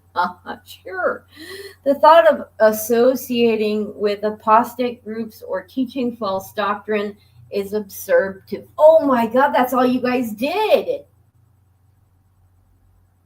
Please at least let me know the specific doctrines I was supposedly teaching. Who are my accusers? Do you see what okay, let me. The world. Do you see what he's doing here? He's having a conversation with the church, an open letter. Absolutely. This is what he's doing. He's putting things. Yeah, he's okay. Yep. Interesting. And where did I say these things? All over the place, Chad. So for these reasons, I still consider myself an active member of the LDS Church. How about Chad's version of the LBS Church? Yeah, right. My excommunication process didn't follow scriptural guidelines, and apparently no effort was made to verify I had received the notification letters. At the very least, I deserved the chance to talk to a church leader in person and answer any accusations of misconduct. Okay, Well, let me tell you something. I mean, let me say this. He thinks that he needs to be in control here. Oh, of course. They don't have to do anything. Mm-mm. What he did is horrible. He took that religion and twisted it, and he took people's lives. He cheated on his wife. He did insurance fraud. Unbelievable. I mean, I don't think any part of the actual LDS Church has this thing about whatever it was that they were, what were they calling them? Dark zombies or dark energy or whatever that they were calling people. Or the Ned thing that supposedly had taken over China. Yeah. I don't think that's part of the church, Chad. Come on. Is everybody awake in there? I'm looking at the chat. I think they fell asleep. Okay. I've never felt a decrease in my prior priesthood power. What? What is that? What does he mean by that? What? What's priesthood power? What is this thing? Okay, hold on a minute. I mean, go ahead. I'm going to look this. What does this mean? Okay. In my Wonder Twin power, activate my priesthood power, or loss of the influence of the Holy Ghost. I have actually felt an increase in those areas.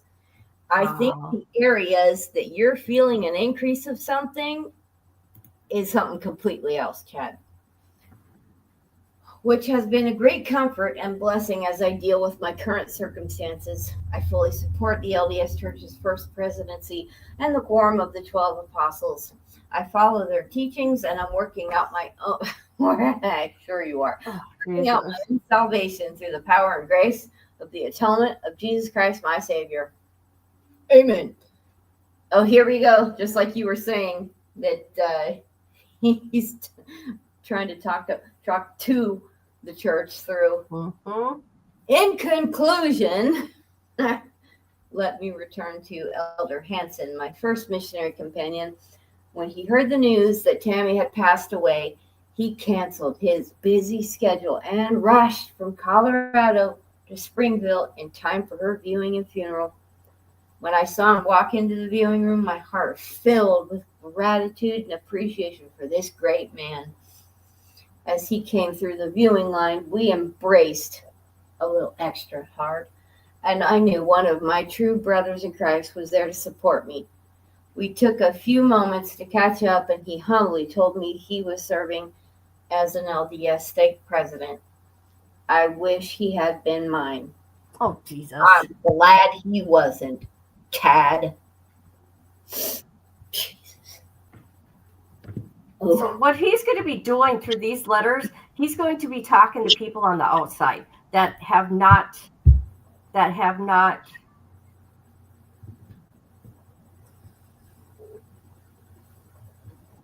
I can't even think what I was going to say. Here's Does Chad. he really think people That's are really heroes. believing this? Here's Chad's heroes. Should we All have right. David Bowie's Heroes be playing in the background here? I've had I've had a lot of heroes in my life, often from the world of sports. Yeah, probably because you couldn't play any because you're just dumpy, Chad. I've always been a fan of BYU's basketball and football teams.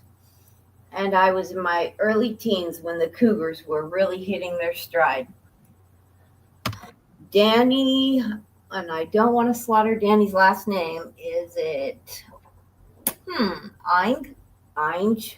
Okay, how we go with Danny A?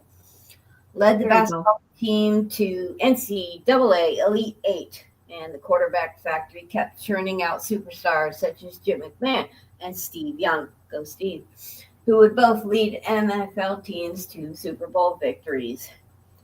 But my ultimate hero, of course, we have to go back to this, brown noser, is Joseph Smith, after Jesus, of course.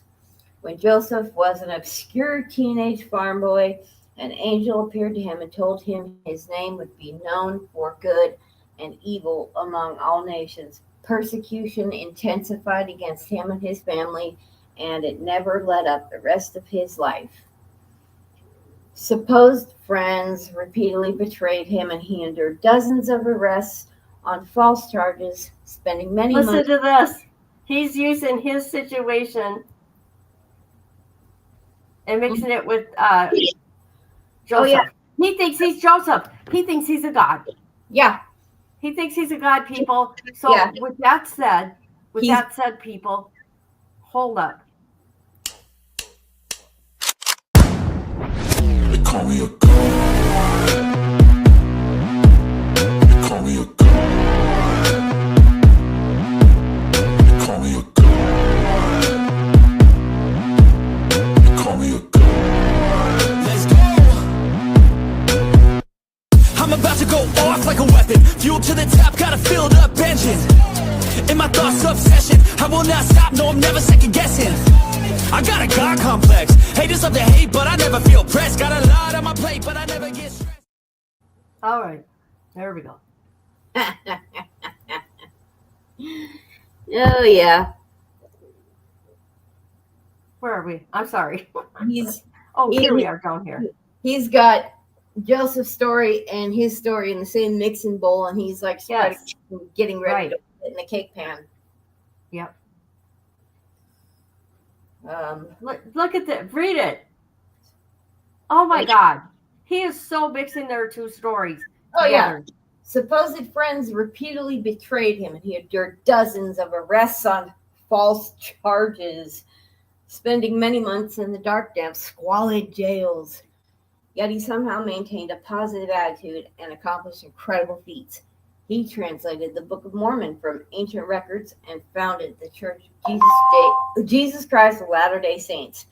He revealed many profound eternal truths and designed new cities, yet made time to raise a good family and care for his church members. What an awesome dude he was. You aren't, Chad.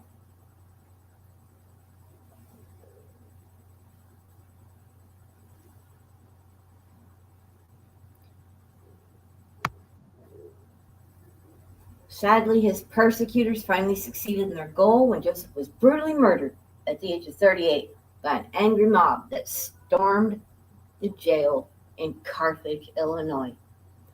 The church has published a 4-volume history titled Saints, and the first volume covers the life of Joseph Smith. The book reads like a novel, but is all true. If you want to read about a great American hero, give Saints Volume 1 a try.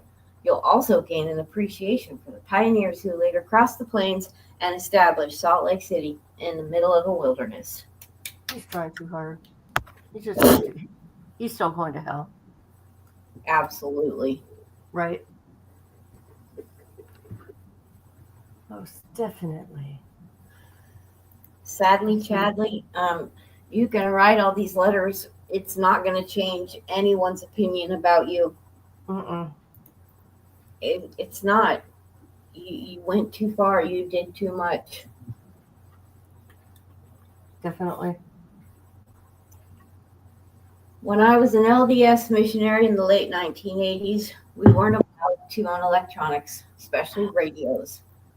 According to the missionary handbook, that sounds like a funny name, popular music could potentially drive away the spirit.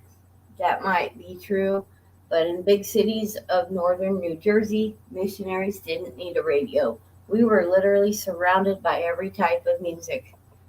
As we walked along the main boulevards, the traffic would cruise past us at a decent speed, but it felt like we were listening to one continuous radio broadcast because every vehicle was blasting the same station. Over and over, we heard, broadcasting from the top of the Empire State Building. You're listening to Z100. Sometimes it seemed like Z100 had captured 100% of the listening audience. It probably did. About 2 weeks after I arrived in New Jersey, and shortly after my humbling experience described in the letter, Elder Hansen and I were invited to attend a wedding. It was for a couple that Elder Hansen had known earlier in his mission and would take place in Jersey City. President Workman granted us permission to attend as long as church members gave us a ride to and from, because, can't be doing no hanky-panky. You both got to be wearing the special underwears, so no hanky-panky. At least I think by that time where you go to do the on mission thing, you've been through the ceremony where you get the special underwear. I have no idea. Melissa's not here for me to ask her about which way that goes. I know at some point you got to go through I can't remember what it's called, like a covenant, or I don't know. You got to take the covenant or do that, whatever it is, and you get adorned in the special underwear, and you have to wear those for the rest of your life until you're married. So it's like a modern day version of a chastity belt. And they are not attractive undies either for the women. I have no idea. Yeah, Melissa sent me pictures of it, and okay, yeah, to each his own. It looked something kind of like the women's bathing suit from the 20s or 30s, or stuff kind of like what the Duggar women swam in. It looked something like that. Like who swam in? Remember the Duggars, the people with all the kids? Oh, the Duggars. Yeah, the Duggars. Okay. Yeah. Have you ever seen like what the women have to wear to swim? It's like, no, I don't watch them because I wasn't a fan and didn't watch them, but I have seen pictures of what the women had to wear to swim. You might as well just swim in a pair of sweats and long pants and long shirt. Wow. Okay. Here we go. They're off to the wedding. I was excited because I hadn't yet been able to see the Manhattan skyline up close. Elder Hansen said we would be a few blocks from the Hudson River with a nice view of the Twin Towers. Aww. Elder Hansen had arranged for a young couple from the Jersey City ward to pick us up outside our Patterson apartment. My eyes nearly popped out of my head as a very fancy sports car pulled to a stop in front of us. Elder Hansen smiled at me and said, "Climb on in." We are both tall. Chad, you're something else besides tall. So it was a tight squeeze for us in the small back seat. But we were soon zooming down the freeway, and I was eagerly soaking in the sights. I enjoyed seeing Giant Stadium for the first time, and I listened as Elder Hansen chatted with the man who was driving. Then, as we got closer to Jersey City, the woman in the passenger seat says, "Sorry to interrupt, but I love this song." "Oh, come on, Chad." She turned up the volume on the car's excellent sound system, and I recognized the voice of Whitney Houston, who had dominated the airwaves throughout 86 and 87 and a few more, Chad. But this song was new to me after having been sequestered in the missionary training center throughout summer. The woman began dancing happily in her seat and started singing along. Anna, oh, come on, Chad, you're going a little overboard here. Come on. When she reached the chorus, the lasting memory was imprinted into my brain. God, he's a drama queen. I get so emotional, baby, every time I think of you. Was he like looking at her and singing along and drooling? Jesus, I'm not even going to repeat that second one. At that moment, I caught a good glimpse of the tops of some Manhattan skyscrapers, including the Empire State Building. Suddenly, I was the one getting, air quotes, so emotional. It was the equivalent of a spiritual experience as we entered Jersey City, where I would be transferred a couple of months later. In this city, I would later meet amazing people and witness literal healing miracles. But in that instant, I just basked in the wonderful realization that it was possible to have fun, joyful experiences on a mission and throughout our lives. So whether you like the song or not, I consider Whitney Houston's "So Emotional" to be a sacred hymn. Oh, God, I don't expect it to be included in the new LDS hymn book. No. But it would certainly add some life to our sacrament meetings. By the way, if you happen to cross paths with some LDS missionaries, please give them a smile and a wave. It just might be what they need. You'll make their day. Oh my goodness. And he actually has the link to Whitney. Oh, come on. Leave Whitney alone, Chad.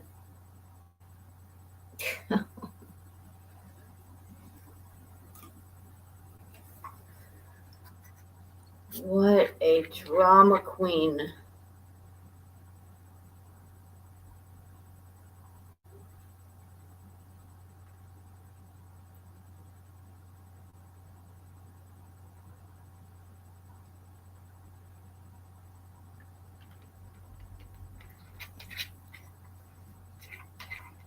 Did you guys hear anything I said?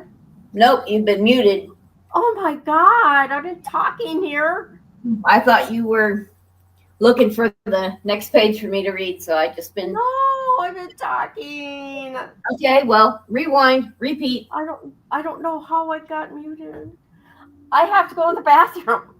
Oh, well, go ahead and go, and I'll read up until the point I can't read anymore. Okay?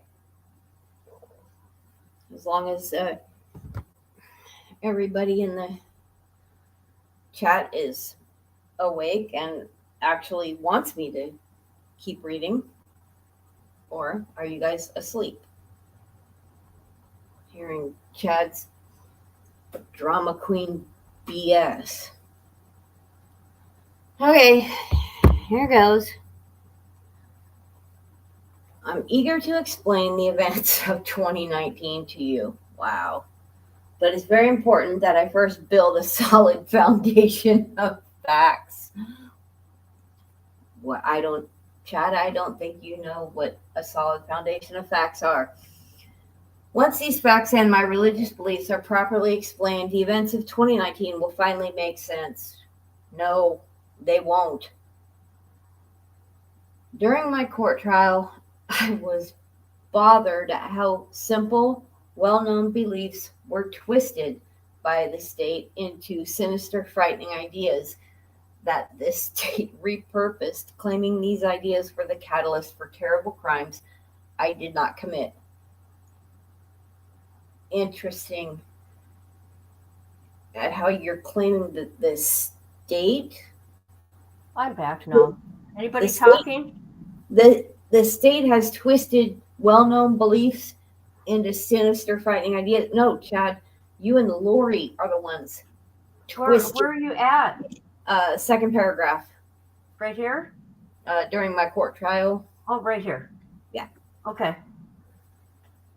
Time after time, it was the state who defined what my religious beliefs are, not the witness on the stand.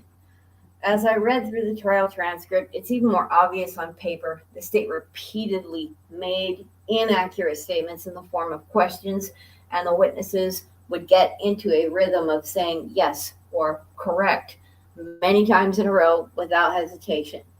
The result was a distortion of my beliefs, and I think an incomplete picture or half story of what the witnesses actually heard or saw. And unfortunately, my lawyer failed to fill in those blanks on cross. So he's blaming he's put it all as attorney now. What really cracked me up is this very first sentence, or the very first one at the top. Build a foundation of facts. Okay. He is letting us know that, he needs to explain 2019, and then it will make sense after he explains it to us. Well, you know what? Him going back and forth like this, it's going to confuse people. And maybe that's what he wants. I don't know. Yeah, could be. Now we're going to go into his NDE, which who knows if he had. Crazy that he and Lori would both have had NDEs, and I'm not saying it doesn't happen, but it's kind of convenient. I think he likes to play up that NDE to make him seem like he is special. Right. Okay. So I feel it's best to begin by sharing with you my NDE, which has very significant impacts on my life. Oh, he had more. Okay, sorry. He had more than one NDE. There have been 4 times in my life when I've actually died, and my spirit has gone into another realm before returning to my body. Are you sure that wasn't like ayahuasca or something, Chad? The LDS Church teaches that a human being consists of 2 parts, a spirit body and a physical body. The spirit body resides inside the physical body and gives it life. When we die, the spirit and the body separate. Chad, do you think we're dumb?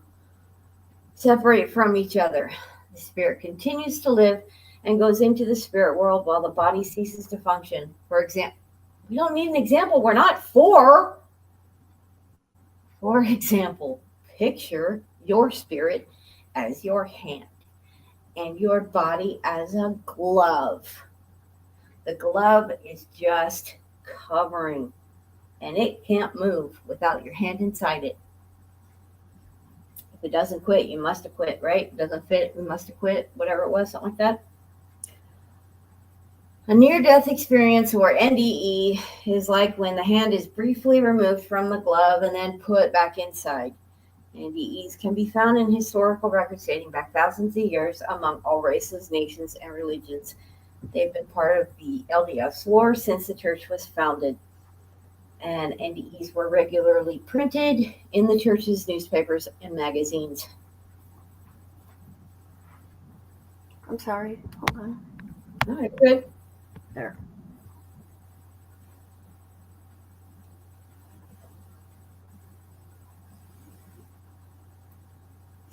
Uh-oh, I think my TV's frozen.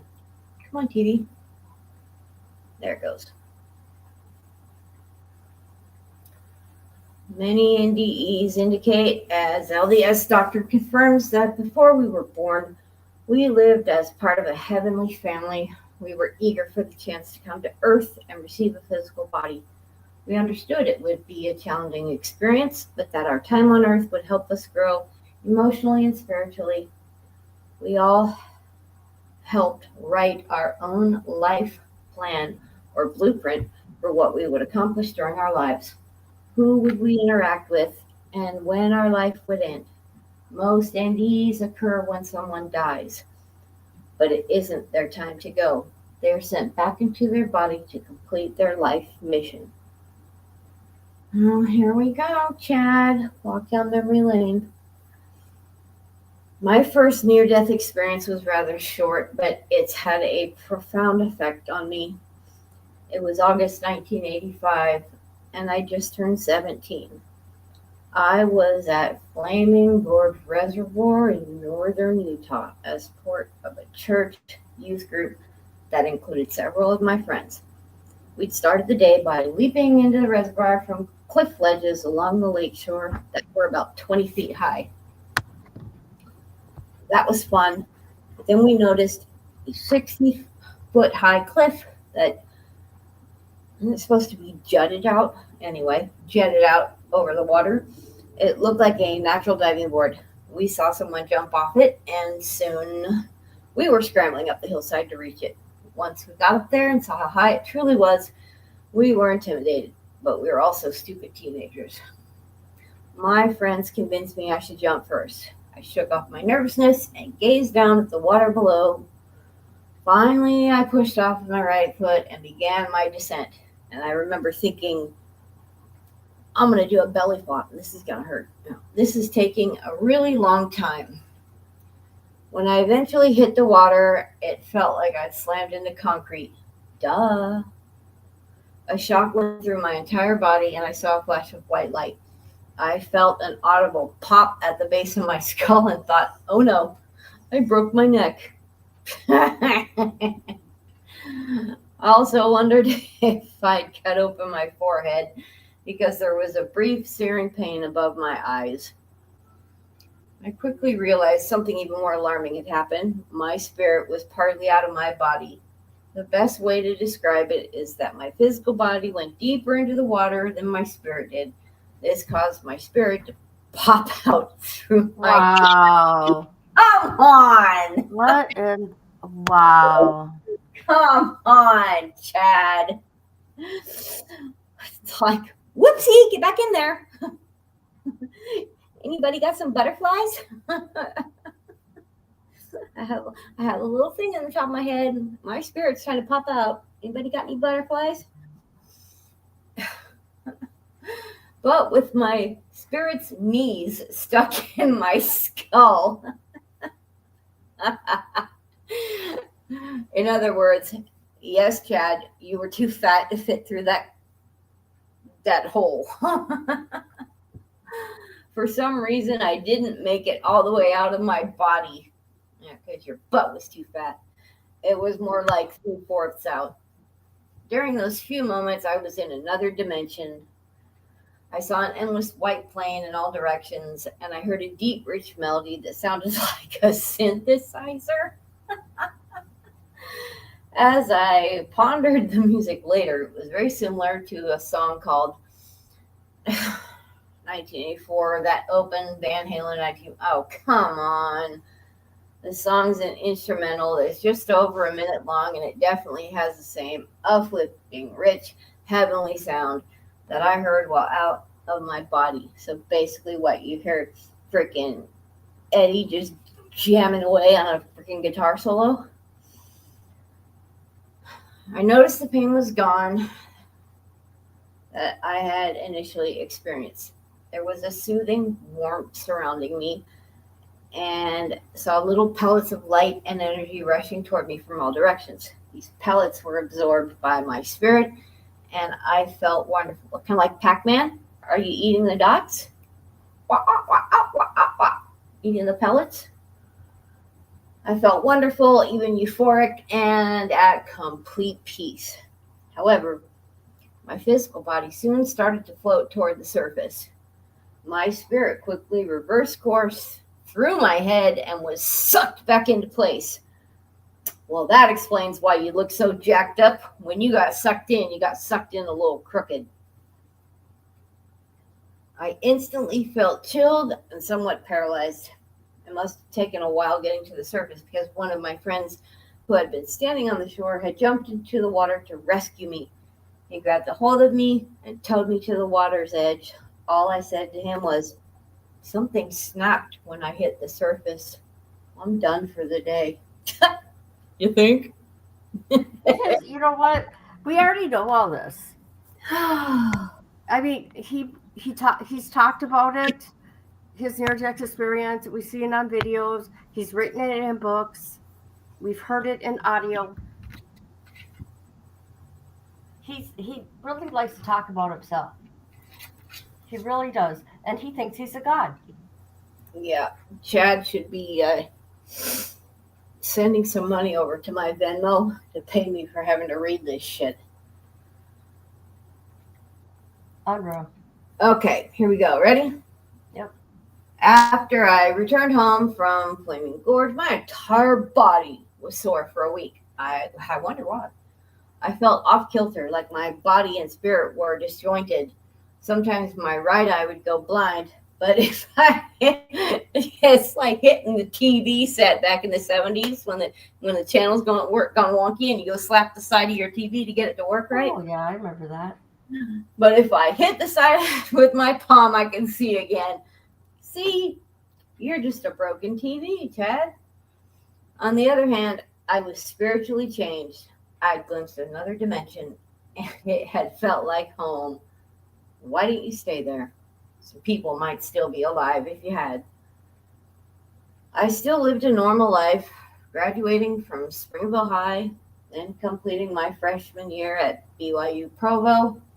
Then during my LDS mission, certain spiritual gifts increased.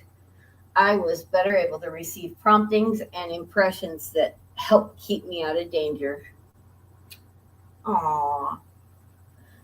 As I mentioned earlier, died 4 times.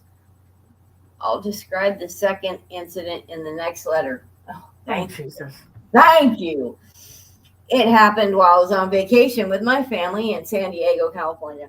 I was struck by a large wave at La Jolla Cove and was not completely knocked out of my body this time. I really needed to stay out of the water. You think? Yeah, we know all this. Why is he writing all this stuff over? Because he likes to talk about himself, and he's trying to make people to think he's actually a god. Well, he's trying to make people think he's interesting.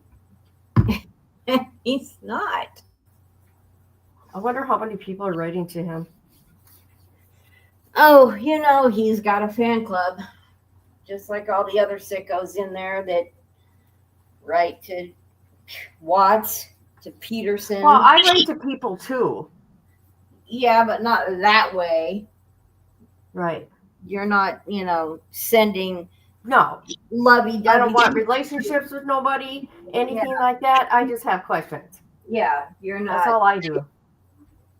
You're I mean, like, you people know I have talked to Lori Vallow, the queen of the Horror 444. I have. It's I Daybell. don't share with people the messages, but boy, do I ever get harassed. People want to know about these people, your discussions, what you talk about, but hell no, they want to come after the person that brings them the information. Yeah, Make it make sense, people. I don't understand the hypocrisy of that one. Make it make sense. All right, let's get this over with.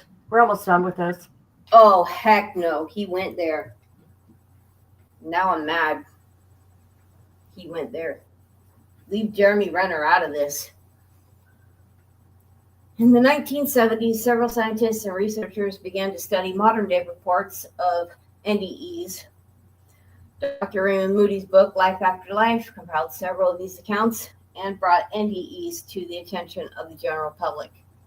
At around the same time, Dr. George Ritchie wrote a fascinating first-person account of his death, his journey into another realm, and then his return to his body.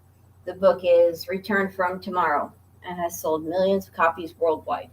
These books and others like them have helped people believe in an afterlife where we will reunite with our deceased family members, friends, and even pets. Leave Jeremy Renner out of this. I recently became aware of an NDE that happened to Jeremy Renner, the famous actor who plays the character Hawkeye in the Marvel Avengers movies. As you likely know, Renner was involved in a devastating accident on New Year's Day when he attempted to stop a snowplow from hitting his nephew. Renner suffered severe injuries with more than 30 broken bones. His recovery took many months, including having to learn how to walk again. He has written a book titled My Next Breath, very good book, by the way, about his ordeal. Renner also shared his story on an episode of Kelly Ripa's Let's Talk podcast. He explained to her that during his accident, he felt his spirit leave. Chad, stay away from Jeremy Renner. Just don't put his name in anything that has to do with you. Whack job. He said, "It's a wonderful, wonderful relief to be removed from your body. It's the most exhilarating peace you could ever feel," he added. "It's the highest adrenaline rush, but the peace that comes with it, it's magnificent. It's so magical." Renner didn't really want to return to his body, and he was actually a bit angry about it. He saw his damaged legs and thought, yeah, that's going to hurt later. Renner was only in the afterlife for a few minutes, but the experience was a great confirmation to him about what is really important in life. He says the experience taught him to repel the things he had given so much value to before and that he now sees as having zero value. He said he now invests his energy into love and his relationships with others. These books I've mentioned, as well as movies such as, oh, come on, Ghost and The Sixth Sense, have helped to make your near-death experiences and the reality of an afterlife an accepted part of American culture. Okay, so NDEs aren't in any other culture but American? Right. Pretty sure that Ghost and Sixth Sense went worldwide. So I guess NDEs are only an accepted part in America. All right, let's get this over with. Do you want me to read this? I'll finish up this last. Or how much more is it on the note? This is the end. We're at the end. Okay, and I'll just finish it out. Mr. Know-it-all here. All major religions believe in a divine being. Duh. That's kind of duh. A higher power or a heavenly father. The LDS Church takes that concept to the next level by teaching that we are all part of an eternal family and we are all literal spirit children of heavenly parents. I hope that idea is comforting to you. We have a set of loving parents watching over us, cheering us on, and assisting us during our earthly journey. There are times when we feel alone, of course, but be assured our heavenly family members are always nearby. The LDS doctrine of a heavenly mother was first taught by the prophet Joseph Smith. A woman named Zena D. Young, who would later serve as the LDS Church's General Relief Society president, was deeply saddened by the death of her mother. Zena spoke to Joseph about her intense grief and asked him, "Will I know my mother as my mother when I get over to the other side?" Joseph responded, "Certainly you will. More than that, you will meet and become acquainted with your eternal mother, the wife of your Father in heaven." Among the people that Joseph taught this doctrine to was Eliza Snow. She was well known for her poetry. She had published many poems prior to her baptism into the church in 1835. And she wrote more throughout her life. Eliza wrote a poem about this topic of heavenly parents in the 1845 titled My Father in Heaven. The poem was soon transformed into the hymn, O My Father, and was included in the 1851 LDS hymn book. In 1855, the Deseret News reported it was Brigham Young's favorite hymn. The hymn has been sung by LDS congregations ever since, but the powerful lyrics are often taken for granted. They cover the entire LDS plan of salvation, such as our premortal spirit life, the veil of forgetfulness, when we come to earth, the purpose of life, and the return after death to our loving heavenly parents. Here, this is what we're not going to do. We are not going to go through the hymns. Oh, no. I had done with that. Nope, I had too much of that in school. Not having Enough it. of that. Had an hour of that every morning in school. Is anybody awake? I put them to sleep. Are you kidding? I mean, we're just trying to get through it. People. I put them to sleep. They're going to be like, oh, dear God, she's reading Chad. They call me a god. They call me a god. They call me a god. They call me a god. Let's go. I'm about to go off like a weapon. Fuel to the top, got a filled up engine. In my thoughts, obsession. I will not stop, no, I'm never second guessing. I got a God complex. Haters love to hate, but I never feel pressed. Got a lot on my plate, but I never get stressed. Hi, Viper. Glad you're still awake, my friend. Shocker. Rachel. Surprised Good day, mate. Not either snoring or... So it's like 8 in the morning there, right? Sorry, I didn't mean to be rude. It's like 8 a.m. It's 8 a.m. in the bloody morning in Australia, people.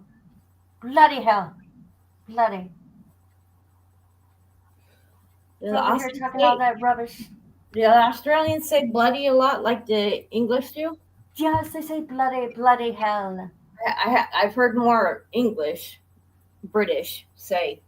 Well, I don't know. Because when I get back from Australia next year, right? When I go to Australia next year. But when I get back, I'm going to sound like Rachel. Okay. Yes, I will. All right. I will sound just... Yes, I love their accent. Come on now. Listen to my voice. My voice is so boring, okay? You? Yeah, it's so boring. It's actually not. I'm going to...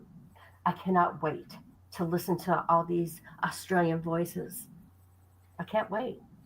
No offense against the Aussies. And then I'm going to be walking around the town with her, and I'm going to say, good day, mate. Good day, mate. Can you imagine? I would. I like Scottish better. I love my Aussies. I love my Aussies.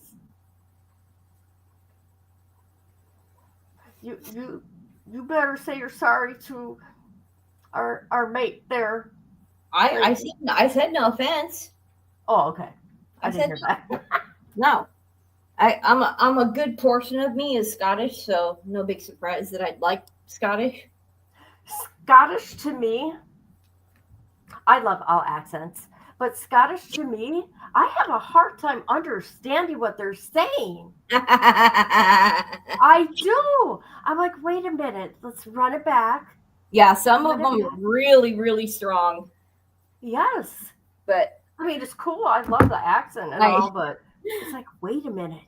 I have a friend in Glasgow, and just for laughs, I'll ask him to say Carl, the name, like Carl's Jr.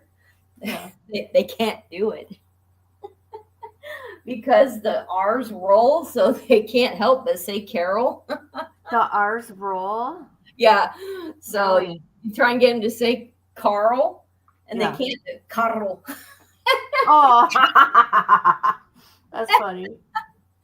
So it's kind of like when we tease MJ and ask her or try and trick her into saying Massachusetts. What does that mean? Try what? With MJ, Try. Gaelic. What is that? That's the older language that is spoken in the northern parts. It's like the official Scottish language. Oh. Yeah, Gaelic is hard. I've tried to learn some. It's not easy. Top of the morning to you. That's Irish. That's Irish people from Ireland. Top of the morning to you. No, I like good day, mate. Good day, mate. I don't think I've ever heard any Irish people say top of the morning. Irish? You're kidding me. I haven't heard any Irish say top of the morning. Okay, I made it up then. No, I mean, Well, really? Top of the morning? Don't the Irish people say that? I have no idea. I haven't. I mean, I've Well, spoken. I'm gonna Google it. I've spoken to several Irish people, but I haven't heard any of them say that. Top of the morning to you. I talked to the wrong ones. It's an old-fashioned Irish greeting. Told you. I didn't say it. What I just said, I haven't heard them say it. I have. Okay. No. Hey, people. This is just me. I'm not. This is me. Because there's new people that watch me now. I get really boisterous, and I may sound like I know it all, which I think I do. Okay. But no, I just laugh. That's what's up. It's all good. Top of the morning to you peoples. Top of the morning. It's top of the morning for my mate, Rachel. It is. Are you multicultural? Well, that's fun. What you think? Rachel's very multicultural.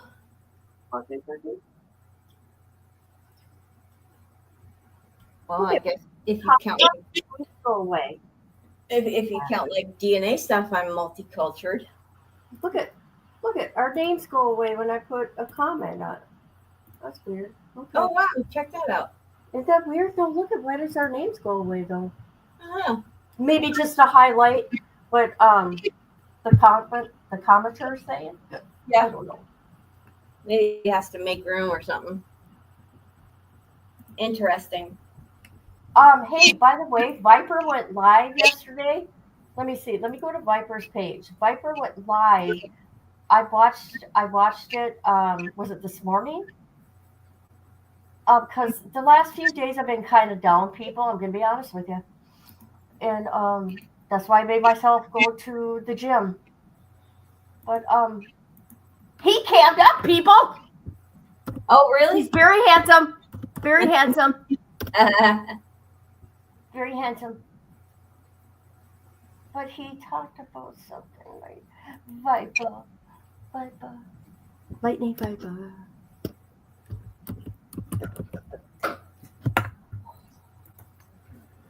And so was his brother, Master Shredder.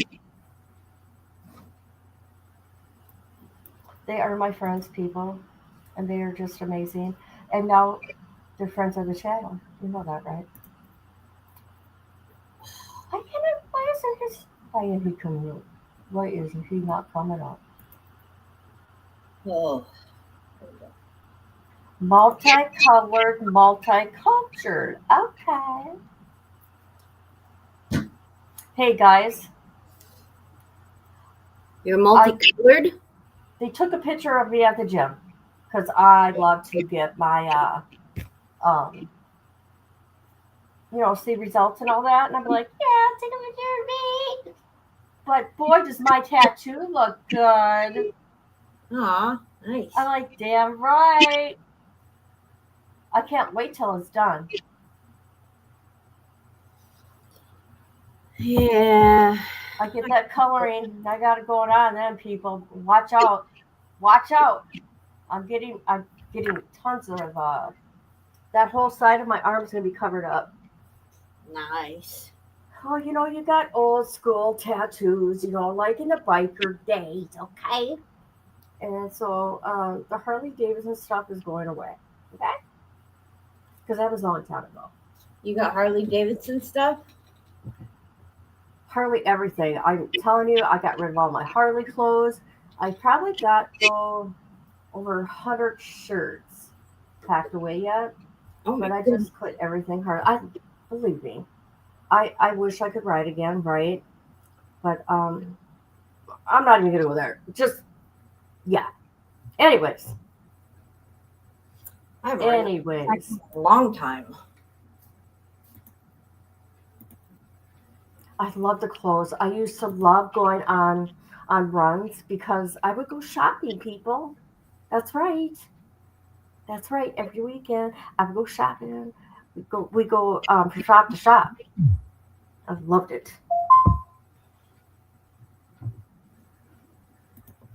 All right. I think we'll be done with this segment of Chatty Boy.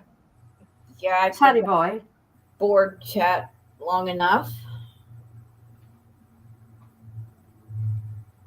That was a lot, and I appreciate you, J13, for helping me with the reading. Because you know what, my eyes. What happens when I read too much? I'm gonna tell you, people, this is what happens. My vision goes. It's like all the letters like combine. You know what I mean? Do you understand? Sounds like dyslexia. Do you understand the words coming out of my mouth, people? Do you understand the words that are coming out of my mouth? Oh, by the way, when I talked to you today and my son called, yeah, it's my oldest son, mind you, not the one that wants to beat me up. He invited me to his house tomorrow. Oh, really? Nice. Yes, he says, I miss you, Mama. Aw. That's my oldest boy. He's got a different dad than the other three. Aw. That's my boy. My baby boy. I've only got one of those. One is enough. Boys? Yeah. I had 2 boys, 2 girls. Oh. My son was walking by 6 months. Oh, so, sweet. Yeah. Smart boy. Yeah, he did everything very early.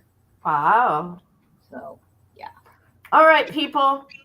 I appreciate every one of you for being here. And I do want to go over that YouTuber's video about Charlie Kirk because it's not okay. And it was so wrong. What I seen was so wrong. I mean, you can do whatever you want on your own channel, on your platform, but oh my God. No one's life deserves to be taken. And then to find out his wife was there and his children. Yep. They witnessed it. Yep. Horrible. I am so disgusted at the amount of people that have been making very denigrating and disgusting comments and the celebrations and just how would you like for that to be done to you? That is just God, I'm telling you, people should be ashamed of themselves. Right. All right. I love you all. J13, thank you. All right. Thank you. And thank the chat for even wanting to hear me read that. Well, we have to go through it. Yeah. It's something new, but I didn't know his ratings were going to be that boring. Yeah. And well, he's repeating a lot of shit that he has in his books. He's reaching out to people this way. Yeah. And making it sound like he's just, whatever. No, he's not. He's talking to the church, right? No, it's like excuses about Sammy.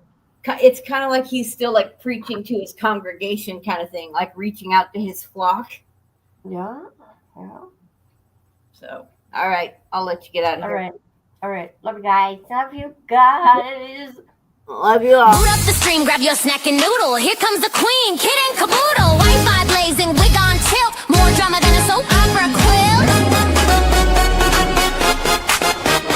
Kit logs on in a sparkly robe, sipping iced tea like she runs the globe. Drops more truth than a psychic at noon, with a cat named Taco and a raccoon named Boom. Kid and caboodle is a hot shit Uber. Wi-Fi warrior, clickbait mover, shaking up the algorithm like a smoothie blender. Watch out, troll, she's a copyright sender. Hot shit YouTuber, talking tea with a pink ring light aura. Yeah. She reviews shampoo and ghost hunts too. Caught Bigfoot slipping in a Gucci shoe. Unboxes snacks, talks haunted dolls, and drops a diss track on bathroom stalls. Kid and caboodle is a hot shit YouTuber. Hashtag queen, thumbnail smoother, dancing in a studio with a llama on her head. Uploading content even while in bed. Hot shit YouTuber. Even alien subscribe, that's no rumor. Yeah. She vlogs in Walmart, midnight mission. Caught in aisle 9 with divine precision. Mic in hand, she interviews cheese. Sir, you aware you're lactose free? Goes live while baking glitter pies. Starts a feud with ducks, no lies. Reacts to Karen's, paints her Jeep, and once went viral yelling sheep don't sleep. Kid caboodle is a hot shit Uber. Ring light blazing, sassy maneuver. Bans a troll while dancing to chair. Then sells merch made from her own hair. Hot shit YouTuber. Even her outro has a blooper. To play Fortnite, hosted a seance on Tuesday night. Got possessed midstream, ate a burrito, still hit upload, respect amigo. Now Netflix calls and brands wanna collab, but Kit just vlogged from her glittery cab. She's not here for clout or fame, she's here to win the YouTube Hunger Games.